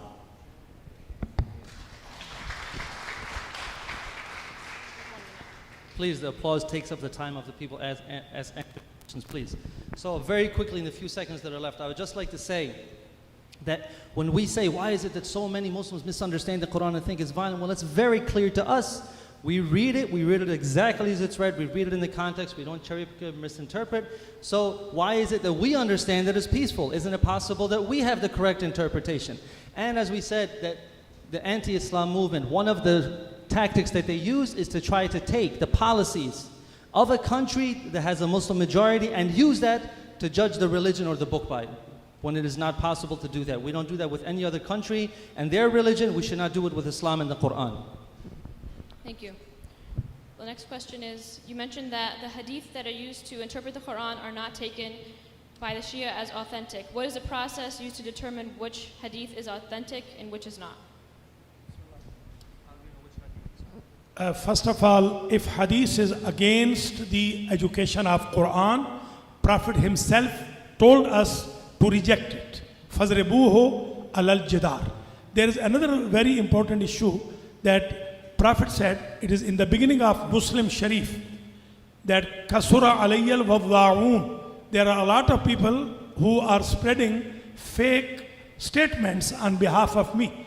And in the end of the world, they will be even increased. So I will humbly request all of you, especially those who are seeking and researching Islam, do not go behind any hadith. You have to check in Ilmul Rijal whether the chain of the quoters, chain of the traditionals, they are honest or they are not honest. So one of the most basic criteria for the hadith being correct is the one that we mentioned earlier, which is that if the hadith is consistent and agrees with the Quran, it's possible that it will be correct and we should accept it. But if it contradicts the Quran, then it does not become a part of Islamic theology or Islamic law or Islamic ethics. So in the same way that we should not cherry pick verses of the Quran, we shouldn't just jump to a book of hadith and say, well, this one looks like it supports my argument, so I'm going to use that one. Or this one goes against me, so I'm not going to use that one, I'm just going to completely avoid it. we have to see which one actually agrees with the Quran and the other criteria that are very important as well, and then determine whether it's true or not. Thank you. Well, that's how things work in theory. In practice, in actuality, it goes something like this. We go to the Quran, we decide how we want to interpret the Quran, then we go and find hadiths that line up with our interpretation and throw out hadiths that don't line up with our interpretation. That's how things actually tend to work in Islam. Let me give you an example. We've quoted chapter 9, verse 29 of the Quran, "Fight those who do not believe in Allah nor the last day." That sounds like it's saying, again, unless you have some reason to interpret it otherwise, it sounds like it's saying exactly what it says. Fight those who do not believe in Allah nor the last day. Now, you can go to the hadith and find Muhammad in so-called authentic narrations saying, "I've been commanded to fight people until they recite the Shahada and pray their daily prayers and give the required alms." In other words, fight them until they become Muslims and do what Muslims are supposed to do. So you would say, oh, here's what this verse sounds like, and I find Muhammad saying the exact same thing, so this is how Muhammad is interpreting it. Obviously, Muhammad knows how to interpret the Quran. Therefore, since this passes all the criteria of an authentic hadith, this is an authentic hadith. That's how things would work in my mind. But in actuality, especially if you're a Muslim in the West, it would go something like, Allah says in the Quran, "Fight those who do not believe in Allah." He doesn't mean that because he says other things elsewhere. Therefore, he can't mean that. Therefore, when Muhammad says in the hadith, in a so-called authentic narration, I've been commanded to fight people until they recite the Shahada and do the Islamic things, it can't be an authentic hadith. We have to throw that one out. That's how things tend to work in practice. And that's why we're going to have some disagreements here, because it seems everything's coming down to a particular interpretation of the Quran deciding our methodology rather than the methodology deciding what the Quran means. In reality, the hadith all date from the 9th century, and none of them have any historical value at all. So the idea that we are finding some that are authentic and others that aren't, it's just really an exercise in futility.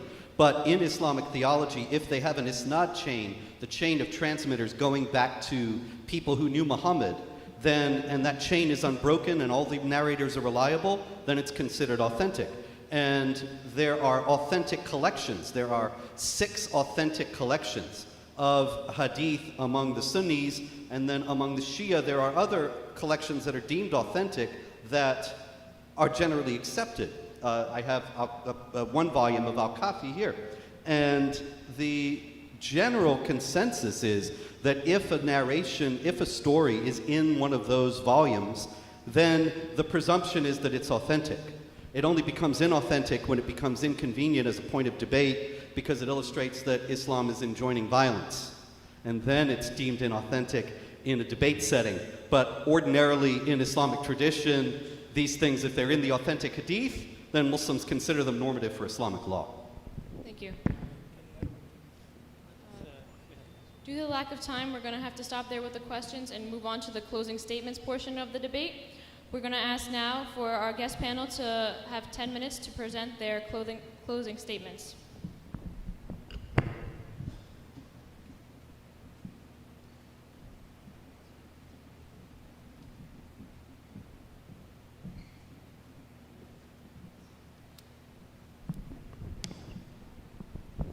Well, we've heard some questions about why there are people from really around the world, groups around the world, who are misinterpreting the Quran, especially over the past 14 centuries, why they're misinterpreting the Quran on the issue of violence. And I just want to be clear here. When we talk about people misinterpreting what the Quran teaches, this includes some of the greatest, most respected Islamic scholars of all time, because they happen to agree with what I've said, what Robert has said about what the Quran teaches. That doesn't mean that all scholars have said this. Many scholars haven't.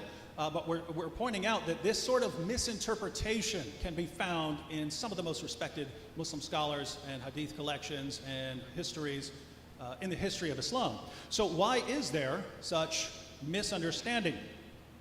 Well, let's go ahead and read a passage very quickly, and this is the conclusion, so we'll conclude with this.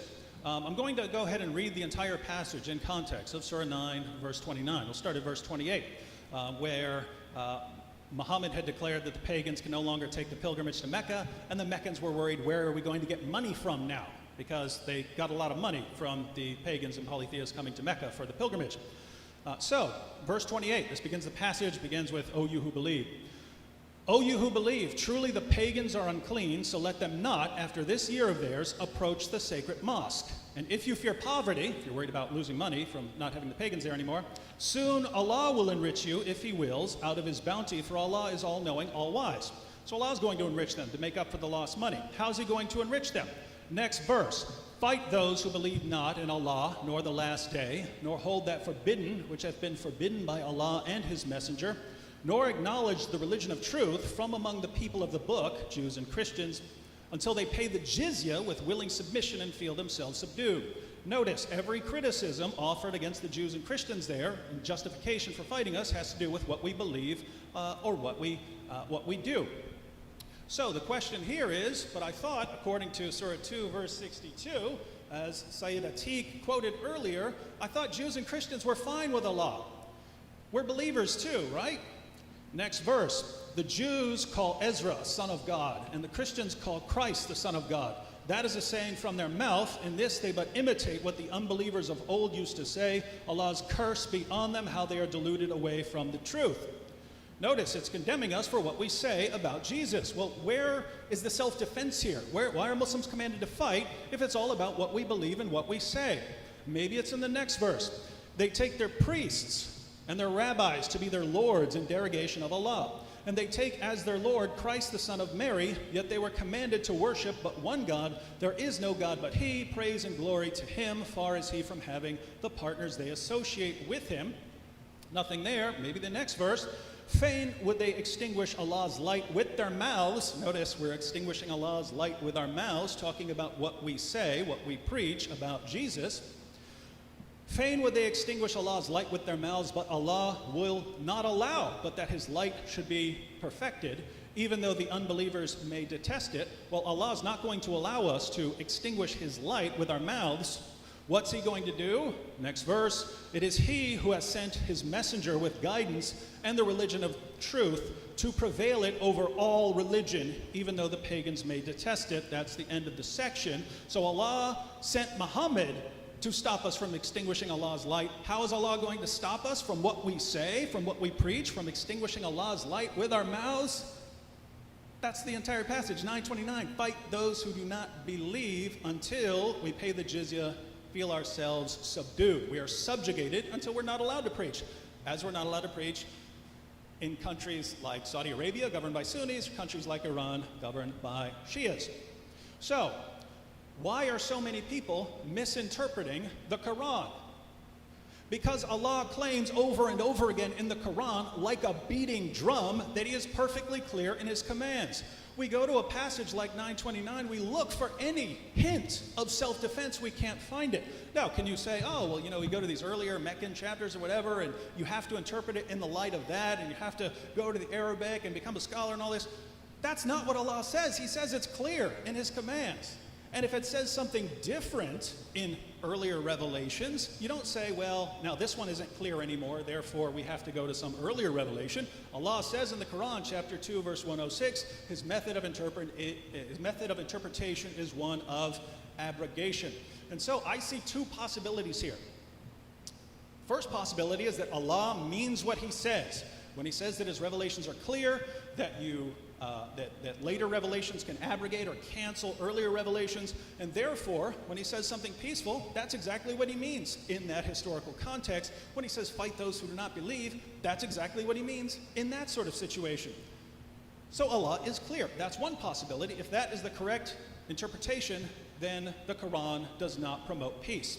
The other possibility is that Allah is really trying to promote peace, but He keeps saying things like, fight those who do not believe, and He's laid down abrogation as His method, and we go to all these other Muslim sources and they talk about fighting people based on their beliefs.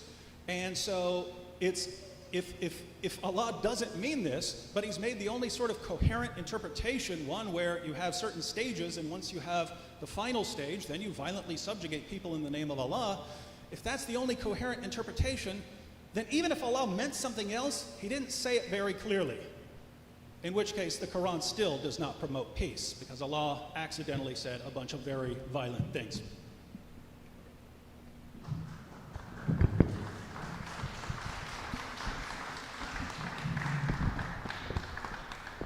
Just to amplify on what David says, the Quran says, Muhammad is the messenger of Allah. Those who follow him are merciful to one another, but harsh to the unbelievers. That's chapter 48, verse 29.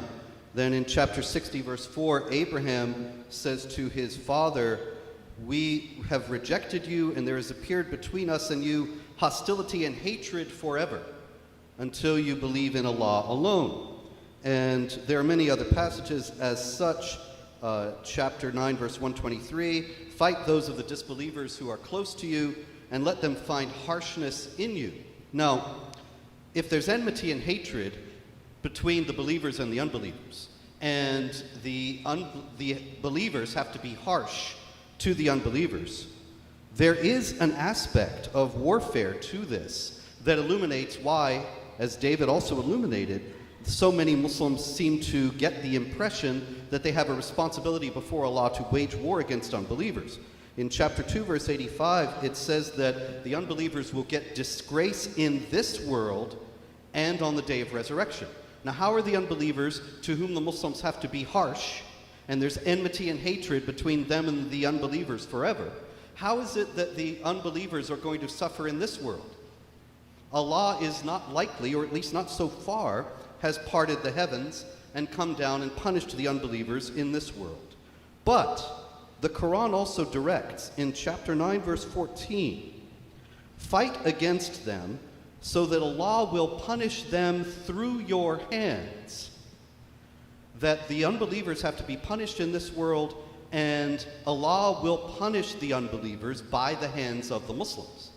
And so it's very clear, as the book says itself in many places, that it's a clear book, that the Quran teaches that believers in Islam ought to have hostility toward unbelievers and ought to fight against them so that they can be the instruments of the punishment of Allah against the unbelievers in this world. And unfortunately, there are all too many Muslims who understand the Quran in exactly that way and are behaving in that way. And so I end as I began by saying that if you truly believe in what you're saying here, that Islam teaches peace, I hope you are making very strenuous efforts within your own community to make sure that this very widespread misunderstanding of Islam doesn't spread further, and that all Muslims will believe, as you do, that Islam teaches peace. Thank you.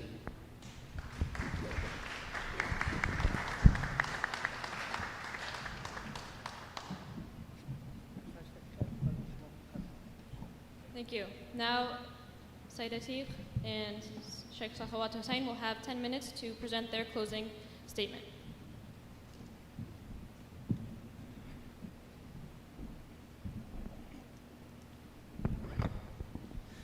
One thing we should very quickly notice is that we quoted two of the most heavily cited verses of the Quran used by the anti-Islam movement to show that the Quran is a violent book, but we showed that it is actually peaceful, and instead of responding to it, they are completely hushed about it. For example, chapter 9, verse 5, which is supposedly called the verse of the sword, which says, kill the polytheists wherever you find them. But the verses before and the verses after show that it is in self-defense, and it is limited to the ethical limits of warfare. Completely hush about it. Or chapter 4, verse 89. In so many of their videos and writings, I'm sure many of you have seen their videos and writings, you'll see that they quote these two, 9:5 and 4:89, so many times as verses of violence, but the context when you read it is absolutely the opposite. So, when it suits them, now they're going to try to use the context, for example, chapter 9, verse 29, to try to show, oh, now we're going to read the context, but if the wording of the verse itself clearly shows that it is not talking about just general people, but is talking about those people who are killing and are massacring then whatever the context says does not apply to that verse. Verse 929 says, fight those who do not believe in Allah or the last day, and they do not hold sacred what Allah has held sacred. And as we explained, that terminology is very clearly only used in the Quran to refer to the sanctity of human life. So it is referring to the sanctity of human life and nothing else. And one who misunderstands and doesn't get the nuances of the Arabic language or the language of the Quran in this way should not be passing judgments on the Quran. So if you misunderstand the verse, which is very clear to us, then you will think it's violent when we know that it's actually in self-defense. So the Quran is clear, but the Quran has also said that it has been revealed in the Arabic language. So if we are going to get a basic understanding of the Quran, yes, we can read translations. If I just want to go to Sunday school, if I want to get elementary classes on Islam, I can read through the translations. But if I want to start passing judgments on the religion and on the scripture, if I want to pass judgments that this book is a violent book and there's no other way possible, then I have to become a scholar and I have to become an expert in the language of that scripture. And this is the same when reading words like disbelievers. Disbelievers doesn't always just mean all disbelievers. For us, it's clear. Who understand the Quran properly, we interpret it properly, that sometimes it means those disbelievers that are attacking you, and you must perform self-defense against them. And anyone who has experience with different languages knows that sometimes certain words and certain phrases cannot be encapsulated into a single word or a single phrase in another language. This is sometimes completely impossible. And yes, I appreciate that Mr. Robert Spencer encouraged us to fight against these terrorists. Yes, we do, and we fight on two fronts. We're fighting against the terrorists who misinterpret the Quran on one side, and we are intellectually fighting against the anti-Islam movement and misinterprets the Quran on the other side by saying that the Quran is a book of violence. So just to give you some examples of what are the results of saying that the Quran is a book of violence and that Islam is a violent religion, this has repercussions all across society. Ben Carson, who was a former presidential candidate and who is now the head of the Department of Housing and Urban Development, he said that a Muslim shouldn't be president. President Donald Trump has said during the campaign that Islam hates us. Former presidential candidate Herman Cain said he would not appoint a Muslim to his cabinet or as a federal judge because, quote, there is this creeping attempt to gradually ease Sharia law and the Muslim faith into our government. Former Arkansas Governor Mike Huckabee said, can someone explain to me why it is that we tiptoe around a religion that promotes the most murderous mayhem on the planet? So the Muslims will go to the mosque and they come out of there like uncorked animals, throwing rocks and burning cars. The same Huckabee, he objected to churches that rent space to Muslims like Berean Presbyterian Church has done today by saying if the purpose of a church is to push forth the gospel of Jesus Christ, and then you have a Muslim group that says that Jesus Christ and all the people that follow him are a bunch of infidels who should be essentially obliterated, I guess I have a hard time understanding that. So Huckabee, a governor, a former presidential candidate, a media personality, thinks that Muslims believe that Jesus is an infidel. This is how far the anti-Islam propaganda has gone. That we Muslims, we believe that Jesus is one of the greatest prophets of God, and we are awaiting his return to bring peace to the world. To give some further examples, former Congressman Alan West, a very respected congressman, he had a meme on his Facebook page that said that at that time the incoming General Mattis would, quote, exterminate Muslims. Ted Cruz, a supposed champion of the Constitution, said that law enforcement should, quote, patrol and secure Muslim neighborhoods before they become radicalized. Recently, about a month ago, an Afghan team of female engineers was prevented from entering the United States for a robotics tournament, and they were only allowed entry after public outcry, while at the same time, the captain of the team's father was killed by an ISIS suicide attack on a Shia mosque. So on one side, she's being stopped by anti-Islam propaganda. On the other side, her family is being killed by ISIS. Jerry McChristian verbally abused a group of Muslim women on a Portland train because he thought that they were Muslim. 3 heroic individuals intervened, 2 of them were killed, and the 3rd was injured. And his Facebook page had a meme that read, if we're removing statues because of the Civil War, we should be removing mosques because of 9/11. And if, in case anyone is wondering, police said that his record did not show any record of mental illness. In October 2016, police in liberal Kansas intercepted an anti-Islam terrorist group called the Crusaders. They were planning a Timothy McVeigh-style bombing on an apartment complex that mostly housed Somalian refugees. So some of the comments that are recorded from them after they were arrested and during their arrest. They said literally every blank apartment, while referring to how many Somalis lived there. That's all it is, blank, blank, cockroaches. I'm sure you understand what the blank stand for. They plan to use explosives and then to go in and shoot the survivors. They said there's no leaving anyone behind, even if it's a 1-year-old. I'm serious. I guarantee if I go on a mission, those little blanks are going bye-bye. And they justified this by saying that all of them, or the majority of them, were of fighting age. And ironically, when they went to court, the group's defense team argued that fake news had convinced the Crusaders that the US was in a state of emergency. So their defense team blamed anti-Islam propaganda for radicalizing the Crusaders to hate Islam and Muslims. So the anti-Islam movement tells people that the Quran commands people to kill non-believers without provocation, to force non-believers to convert, to force non-believers to become second-class citizens, to replace all world governments with an Islamic government, and that all throughout this they are lying to achieve their goals. So if you convince people that this is true, then they will view all Muslims with fear, anger, and paranoia. This is the result of what happens. We should be very clear about the consequences of our words. Those who misinterpret the Quran are morally responsible for the crimes that are a result of their false propaganda. These people who do these actions, to give you an example, the Norwegian terrorist who killed scores by the name of Anders Breivik, he wrote a 1,500-page manifesto before he committed this terrorist act, and he heavily quoted our respected guest panelist, Robert Spencer, as justification, as inspiration, as the reason for why he went into this. And in his defense, of course, in his defense, Mr. Robert Spencer did say that whoever gets the idea that you should go ahead and kill people from the things that he writes, he said they're crazy. In his defense, of course, he doesn't agree with that. We're not saying that he does, but we're just putting forth the idea of what happens, that when you say something and you cause the entire community and an entire religion to be feared, to make people think that they're constantly coming to attack you, that there's worldwide conspiracy of 1.8 billion Muslims, then what do you think is going to happen to people who believe this and they want to protect their families, they want to protect their country? Do you think that some of them are just going to sit around and let this happen if they think that this is going to happen? No. When the Quran is misinterpreted, Muslims lose to terrorists on one side and we lose to the anti-Islam movement on the other side. Terrorists like ISIS are wrong about Islam, the anti-Islam movement is wrong about Islam. There are absolutely no verses of violence or aggression in the Quran. As we explained, the Quran only promotes peace through justice. Wassalamu alaikum wa rahmatullahi wa barakatuh.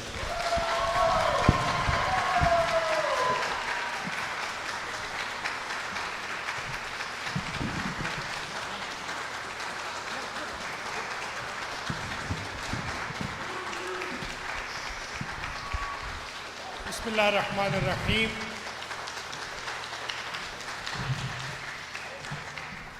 Thank you very much. I appreciate your participation, dear guests and all of you audience. The presentation was very nice. Let me sum up within 2 minutes. First, the word jihad is not used only for fighting. Al-Qadu li'ayalihi kal-mujahid fi sabilillah. Who goes to earn the money for himself and his family. Islam says he is doing jihad. Imam Ali says, لو تمثل لي الفقر لقتلته لو تمثل لي الجهل لقتلته. If I see arrogance and ignorance or poverty, I am going to kill both of them. It does mean the qital and jihad is not only fighting against the human beings. My humble request from both guests is, you find there are a lot of contradiction in the Bibles. The Bible which I learned when I was in college is different than the Bible which I see in New York today. But Quran is the same. Quran was never changed. I read in the Bible in Nolakha Church that there will be Imam Mahdi coming, and behind him Jesus is going to offer the prayer. So Jesus is going to offer the prayer behind any terrorist or promoter of the terrorist. I humbly request all of you, please understand the Islam and Quran. Islam is the religion of peace, and Islam is not only submission. Islam means silm, which means peace. That is why we say Salamun alaikum, peace upon all of you. And I end my humble talk with this, Salamun alaikum. Peace be upon all of you. May Allah bless you all. May Allah bless United States of America. May Allah bless revealed religion followers.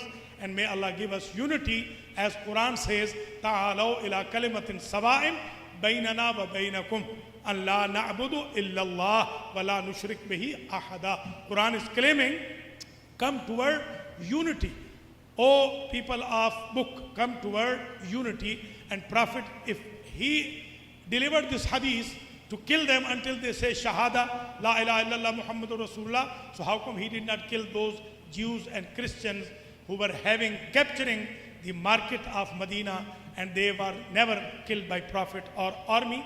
And when they stopped them to come into Al-Kaaba, because they were showing their worship as a naked, you will kick them out if they come in downtown of Philadelphia as a naked. Police will arrest them. These were the reasons. If you go and review the facts, you will find Islam is the true religion of the world.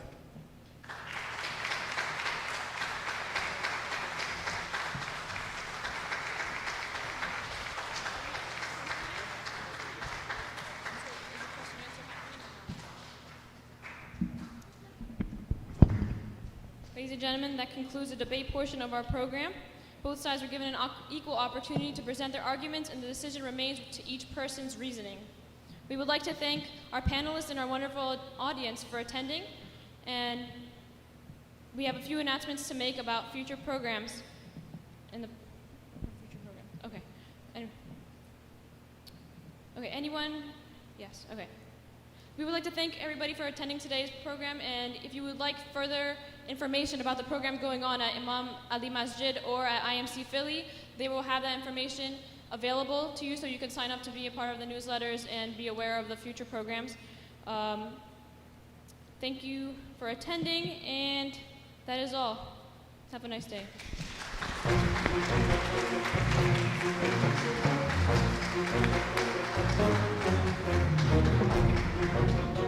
Hi everyone, I'm here with Robert Spencer. Normally, I wouldn't add anything to the end of a debate that came afterwards, and there is, there's a kind of urge to do that, because I've never left a debate where I didn't walk out thinking, oh, I should have responded to this and this and this and this and that, and didn't get time. I was responding to other things.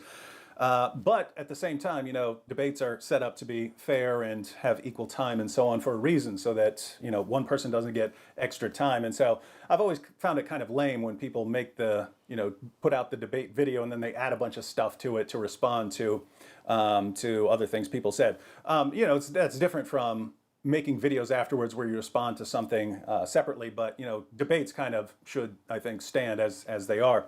But there is an exception in this case, because our friend Atiq, whom you just saw debate with, at the end of the debate, he mentioned some things about Robert here, and Robert would have liked to have responded, but we were out of time. We had no further opportunities to respond. After the debate, when Robert mentioned that he had some objections to what Atiq had said, Atiq said, well, if I had known that you wanted to respond, then I would have given you the opportunity. And then he confirmed this in email as well. So this sort of has Atiq's stamp of approval that there was something new brought up in the conclusion that we never had a chance to respond to. And Atiq said he would have given us the opportunity to respond to it if he had known.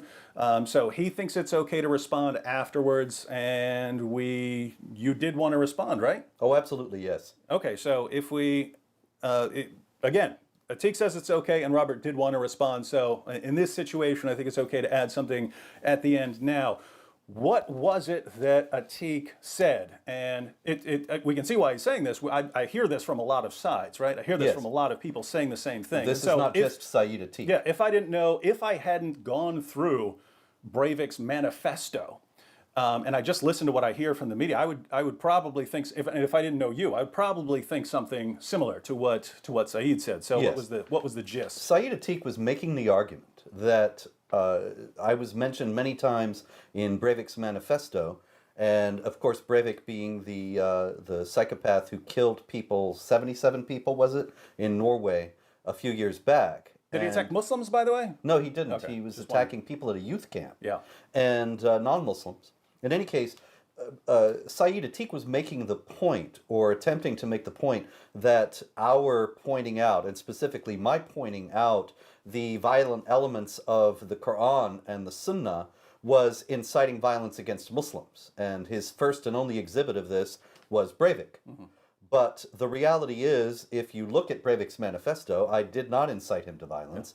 And the whole idea that my writings are somehow indicted by Breivik's actions is not founded on fact, but is simply a propaganda point designed to discredit my work and the work of everyone who is calling attention to the violence in the Islamic texts. Yeah, and again, if I were to just hear what some reporters in the media have said, I see why people would think that Breivik was reading you, and then he became concerned about jihad and the threat of jihad, and then decided to go on a killing spree because you convinced him that something needs to be done about this.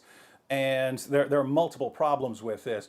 I went through Breivik's entire 1,500-page manifesto. I didn't read every page because some of it was just like rambling about his daily routine and recipes and stuff like that.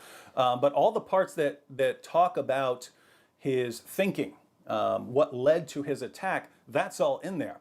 And it's there for anyone who wants to look it up.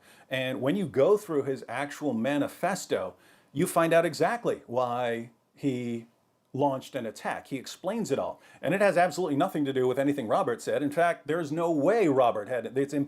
Unless Robert has a time machine, there's no... Do you? No, actually, I had one, but it broke. Unless Robert has a time machine, there's no way he could have led Breivik to this attack. And the reason is Breivik says that he became concerned about Muslims and immigration when he was growing up, when he would see areas where Muslim immigrants had started accumulating, and that his friends would get beaten up by Muslims and so on. And he sort of grew up having a problem with certain Muslims. And he said in the 1990s, he read the Quran and the Hadith and began to see Islam as an ideological threat. After that, he said that he just wanted to go into politics to try and to deal with it on the open stage, to deal with it through discussion, through debates, and so on of what course his country should take. But he said he came to realize that any attempts at discussing Islam are met with charges of racism and bigotry. And you're trying to incite hatred and violence against Muslims. And he said, I would be shouted down. And so he said, I decided that it's pointless. It's pointless to have discussions about this. It's pointless to talk about this anymore. We just need to get our message across some other way than sort of open discussions.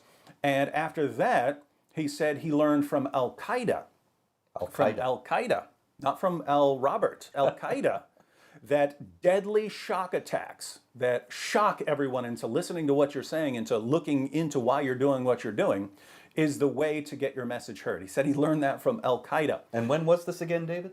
He said that he began I put the timeline together, and I have an entire video on it's called The Radicalization of Anders Breivik.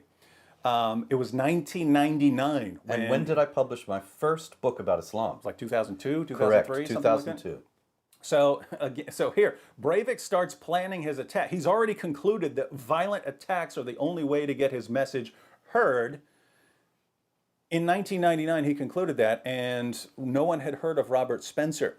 So Spencer's only role in Breivik is for part of his manifesto when he goes around, he's quoting all kinds of people. He's quoting the founding fathers of the United States and John F. Kennedy on the need for violent revolution if no one's listening and so on. He's quoting Muslim sources. He's quoting people in left and right. He quotes Robert on some points about jihad that were, where did he get those? Those came from He got them from a documentary called Islam, What the West Needs to Know. Mm-hmm. And this is a very important point because many people say, well, see, he quoted you so many times in this manifesto. Clearly you had a huge influence on him. when actually, if you look at it, the vast bulk of the quotes of me in this are not really anything where he's pointing to something that I'm saying. What he did was he took the script of this documentary, Islam What the West Needs to Know, and put it down whole and complete in his manifesto.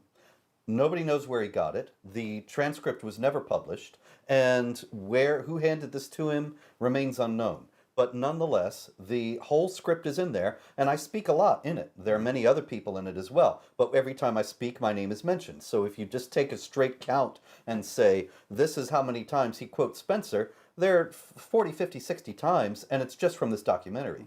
In reality, when he actually quotes me by name, it's very few times, and one of the times is when he's saying that one problem with what I say is that I don't call for violence, which actually explodes Saeed Atik's argument that what I'm doing is inciting violence. And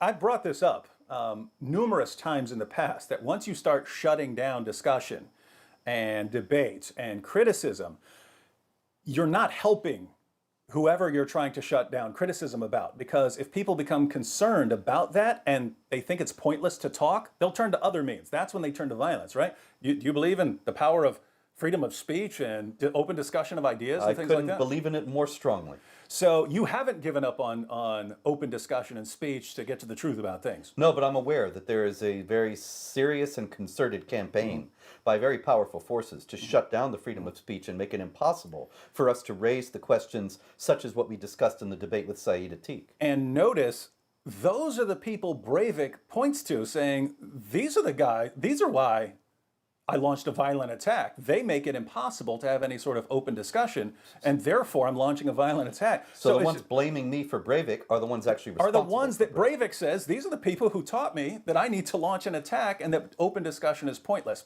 That's right. So that is just amazing. And yet, there is a point here that I think needs to be addressed, and that's sort of taking a step back and thinking about the criticism, not just directed towards you, but sort of in general, that if you are criticizing Islam and saying Islam is a threat and jihad calls for the subjugation of the world to Islam and Sharia and things like that, then there are people who could become concerned about that and say, you know what, even though Spencer's not calling for violence and other people aren't calling for violence, I'm going to become violent. And so the criticism is you're sort of fueling anger towards Muslims, and therefore it's leading to violence. But if we take this criticism seriously, right? In other words, if we say, yes, if you criticize someone, if you criticize some position, then you could incite violence among some person who agrees with your criticism, but thinks that your solution, namely talking about it, is not correct, and you need to do something more violent. If people took that seriously, then they should say Republicans can't criticize Democrats, Democrats can't criticize Republicans, because there can always be someone who says, you know what, those Trump supporters, they're really bad. I have to go on a killing spree against them. Or, those Hillary supporters or Bernie supporters. Or those foes of jihad terror. Yeah, we have to go and kill them. And matter of fact, think about this, right? Atik painted you as a threat to Muslims everywhere, not because you're calling for violence, but because you're inciting hatred towards Muslims, and therefore some people are going to act on that. But in doing so, he's pointing to you and saying, look, he's a threat towards Muslims. So if we take Saeed Atik's criticism seriously, we have to say that he's inciting violence against Robert. If violence ever happened to you, if a Muslim ever came to kill you because of the threat you're making towards Muslims, he's responsible for inciting this hatred towards you. And I have had Muslims try to kill me, and other leftists try to kill me in Iceland. And so, David, it's interesting to note that while Saeed Atik was claiming that I was inciting violence against Muslims, he was there at the debate without bodyguards. The sheikh was there at the debate without bodyguards. I was the only one there with bodyguards. And everybody knew that that was entirely reasonable and justified, given who is under the real threat. And just to go along those same lines, so no one should be criticizing others' positions, because even though you may be peaceful in your criticisms, other people who agree with your criticisms might turn things in a more radical direction. Notice, no Muslim should ever criticize Israel or anything Israel does, right? Could incite violence. Because you could be completely peaceful in criticizing the actions of Israel, but we know it does happen that people become enraged about that and just go and randomly kill men, women, and children, like even children and babies of Jews. Now, it wouldn't cross my mind to say, therefore, you should have no criticisms of Israel, or you shouldn't be allowed to voice your concerns about something Israel does. If you think Israel does something wrong, you should have every right to talk about it and say, I think they're wrong for this, this, and that. So to say that you can't criticize like that because it can lead to violence, and in that situation, we know for a fact it leads to violence. This is very dangerous ground, because you're saying, based on what some fringe radical people might do, we should not have open discussions. And so this is a very scary ground to get on. And notice, by the way, the overarching inconsistency.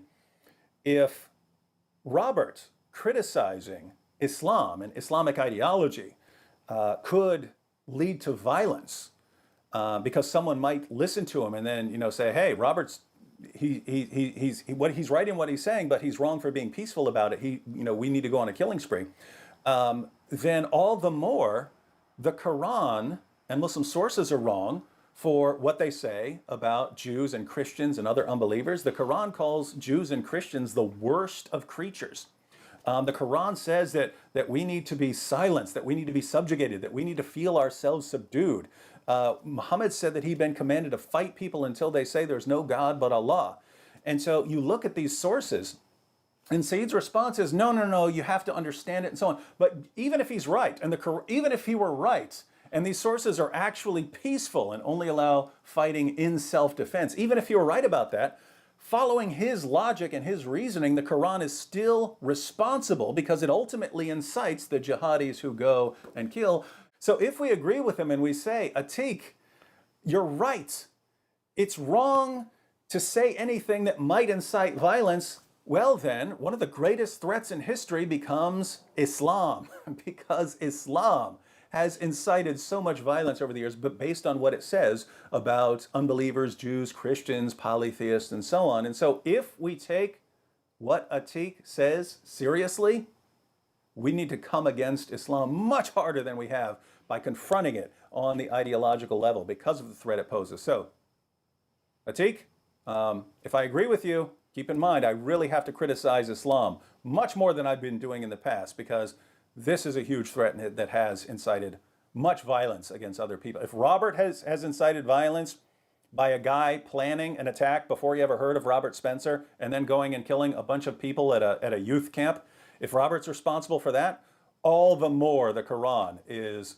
responsible for millions of deaths down through the years. And so if we want to point a finger at Robert, we need to point a lot more fingers at your prophet.